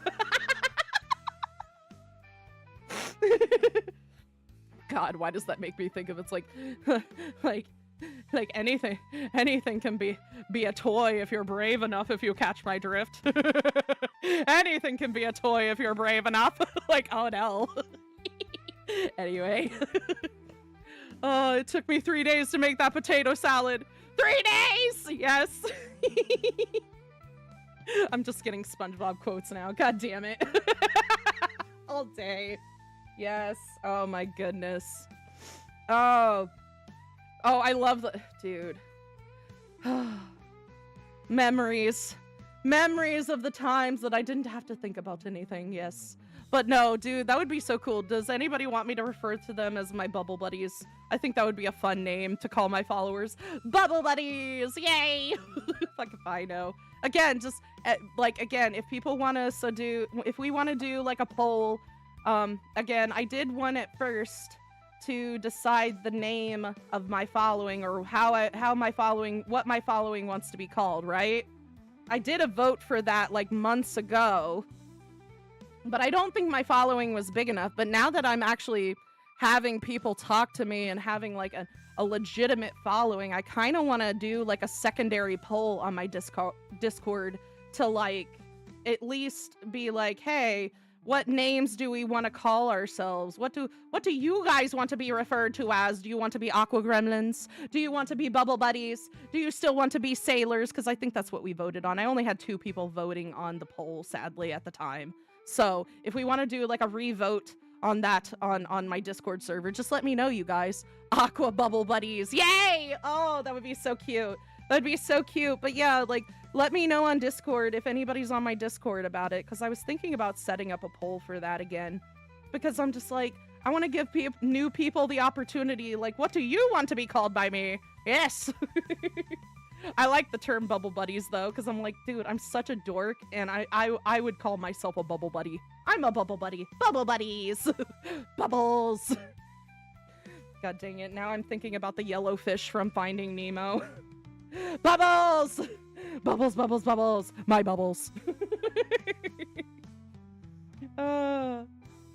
Like, this is, like, dude, I'm just an adorkable mermaid. It's fine. I know I'm adorkable. I'm adorkable for everybody.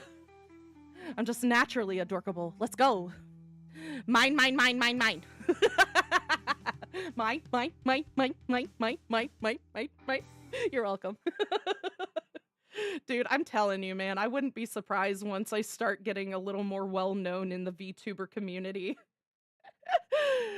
Oh, I wouldn't be surprised if, like, some people in my following started making clips of me on YouTube. Like, please, let it fly. I want to see, like, all the unhinged, like, memery with my stuff. Like, please, let it happen. Like, I have a pretty good sense of humor. Like, I love it. I love it. Let the memes fly. How many times do we have to teach you, old man? Right? Fun fact, Finding Nemo is 22 years old. Oh, don't tell me that. No. Oh, that hurts. That hurts right in the feels. Why is there sad music playing? Hold on. No. I need to take that one off there. That one's too quiet for me. Hold on. Hold on. Remove from playlist. Okay, we'll go to the... Ooh, Neo Classic Rock Mega, maybe. Oh, yeah. There we go. That's better. Wake me up. Wake me up inside. Wake me up inside. Call my name and save me from the dark. Okay, I'm done. God. Too many references today.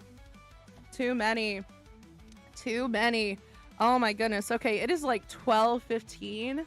I mean, does anybody want me to stay on here for a little bit longer? I could probably push it until 12:30 at least, because I'm like, I know I probably got to get some stuff done today, and I know I haven't eaten quite a bit yet. Like, I had a little bit of bag of chips earlier, but I probably should have like a meal to be healthy. Yes, not the Dragon Ball AMV go to music. Does it give off Dragon Ball Z vibes? Does it? Yes! Next time on Dragon Ball Z! Yes! Oh, that's another series I can nerd out to any day of the week, too. Like, I grew up on that, too. I was a Dragon Ball girl. I was a Dragon Ball girl! There's very few of us, but we exist. We exist. Hold on, hold on. Oh, let me look at all. Oh, I'm gonna look up look up the characters, because I'm like, I know I say them at the top of my head, but I'm like, I need to make sure that I'm giving credit where credit is due for my favorite characters. Again, I know I like Krillin and 18, like their relationship has always been so cute to me. But I also love Vegeta and Bulma, as weird as that sounds, but it's so cute. Like, dude, especially when he's just like, especially when, like, she gets, like, knocked the fuck out by Lord Beerus, and he's just like, no, my Bulma! Like, my heart, like, dude, my heart just, like, soared when he said that. I was like, oh, he loves her so much. I still don't know how Android 18 got pulled by Krillin. I'm so jealous. Dude, that man saved her from freaking Cell, wasn't it? Like, I think that's what happened. Like, man, oh my god. Like, and again, Krillin might look weird, okay? I know a lot of guys are probably just like, yeah, he looks a little bit odd to be pulling somebody like that. But I'm telling you, dude, you add enough charm and factor into things, personality, man. Like, I feel like it was like she saw the soft side and the caring side of him. And like she even overheard him being talked to by everybody else. You know? Like, it honestly is just like... like, like, dude, even with some of the stuff he said, he was very humble about it. Even though he liked her, he was very humble about it and respected the fact that if she didn't like him back, that's okay. And honestly, I think that's probably how he pulled her in, was just like, dude, you know, respecting a lady's boundaries just in general and being a gentleman versus being unga bunga caveman all the time. Like, you know, it can do wonders. It can do wonders, I'm telling you. You know? And I'm not saying every woman gets swooned by that. There are those women out there that it's just like their thought process is like all muscles. They gotta have the dudes with the muscles and the big buffness, and yeah, you know, the 90%, at least 75% of the Dragon Ball Z characters, right? I feel like that's what tuned me into Dragon Ball Z as a kid. It's like, oh, look at these big muscly men. Like, oh, hello. But at the same time, like, dude, Krillin was a sweetheart. Like, personality-wise, he was a sweetheart. So I don't blame her for, like, wanting to be with him on that note. Because sometimes, like, dude, I don't want to be with the muscly guy in the room. I don't know. For me, it just kind of feels like I'm not trying to, like, judge anybody on their looks with that. Like, I have dated some weird looking guys, man, only because I'm like, dude, I fall for nerds in general. I feel like that's where my attraction lies. It's like, can you make my brain tick? Can you make me think? Can you give me, like I don't want to just sit there and be like, adoy, what, football, blah, because, like, I'm not into jock guys. I'm not into sports guys. No offense to any sports guys out there. I'm just not, because they're not a big conversationalist. Most of them aren't. I'm not saying all of them are, but most of them aren't. Like, I love an intellectual man that can make me talk and make me think of things that I never thought before, you know? What is your tail made of? I'm not sure. I kind of want to leave that up to the fandom. Like, you want to have some theories on what my tail is made of? Then by all means, yes. Oh, let the imagination fly with that one. Yes. But I've a lot, like I said, I would say, like, when it comes to dudes, I've always been into the nerdy men. I love the nerd men. I love the rock star looking men, like the heavy metal looking dudes. I like a mix between the two of them. Like, long hair on a dude, man. I don't know why. It's always long hair on a guy. It's always long hair on a guy. And glasses. I'm just like, oh, why am I such a fool for that? I fall for that one really easily. Those are my Achilles heels when it comes to looks, man. That man, if he's covered in tattoos, has glasses, has a nerdy personality, with some long rock star hair, I'm like, oh. Like, hello, sir. Are you about to rock my world with some D&D? Let's go. I'm telling you, I have problems. It's fine. What did I type in on Google? What am I doing? But yeah, I have a lot of favorite DBZ characters. Piccolo. Piccolo is like, dude, he is like ultimate dad. I freaking love Piccolo. Shout out to all the Piccolo fans. I love that man. I don't care if we are not compatible just because he is an alien and I am a mermaid, but I don't care. That man gives off good daddy energy, like the best daddy energy. Yes. I love the aliens. Yes, I'm that much of a freak. It's fine. I've accepted it.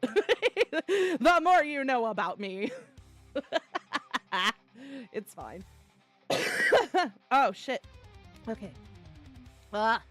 But yes, oh my goodness, it is going on 12:21, you guys. Oh my goodness, I've been on here for quite some time. Does anybody have any more questions before I hop off here? Because I feel like I need to. Like, I need to go use the bathroom again. I need to, get something to eat in my stomach. So much. I hope everybody who came here enjoyed everything, enjoyed all the conversations. I really do. Yes. I hope you all enjoyed.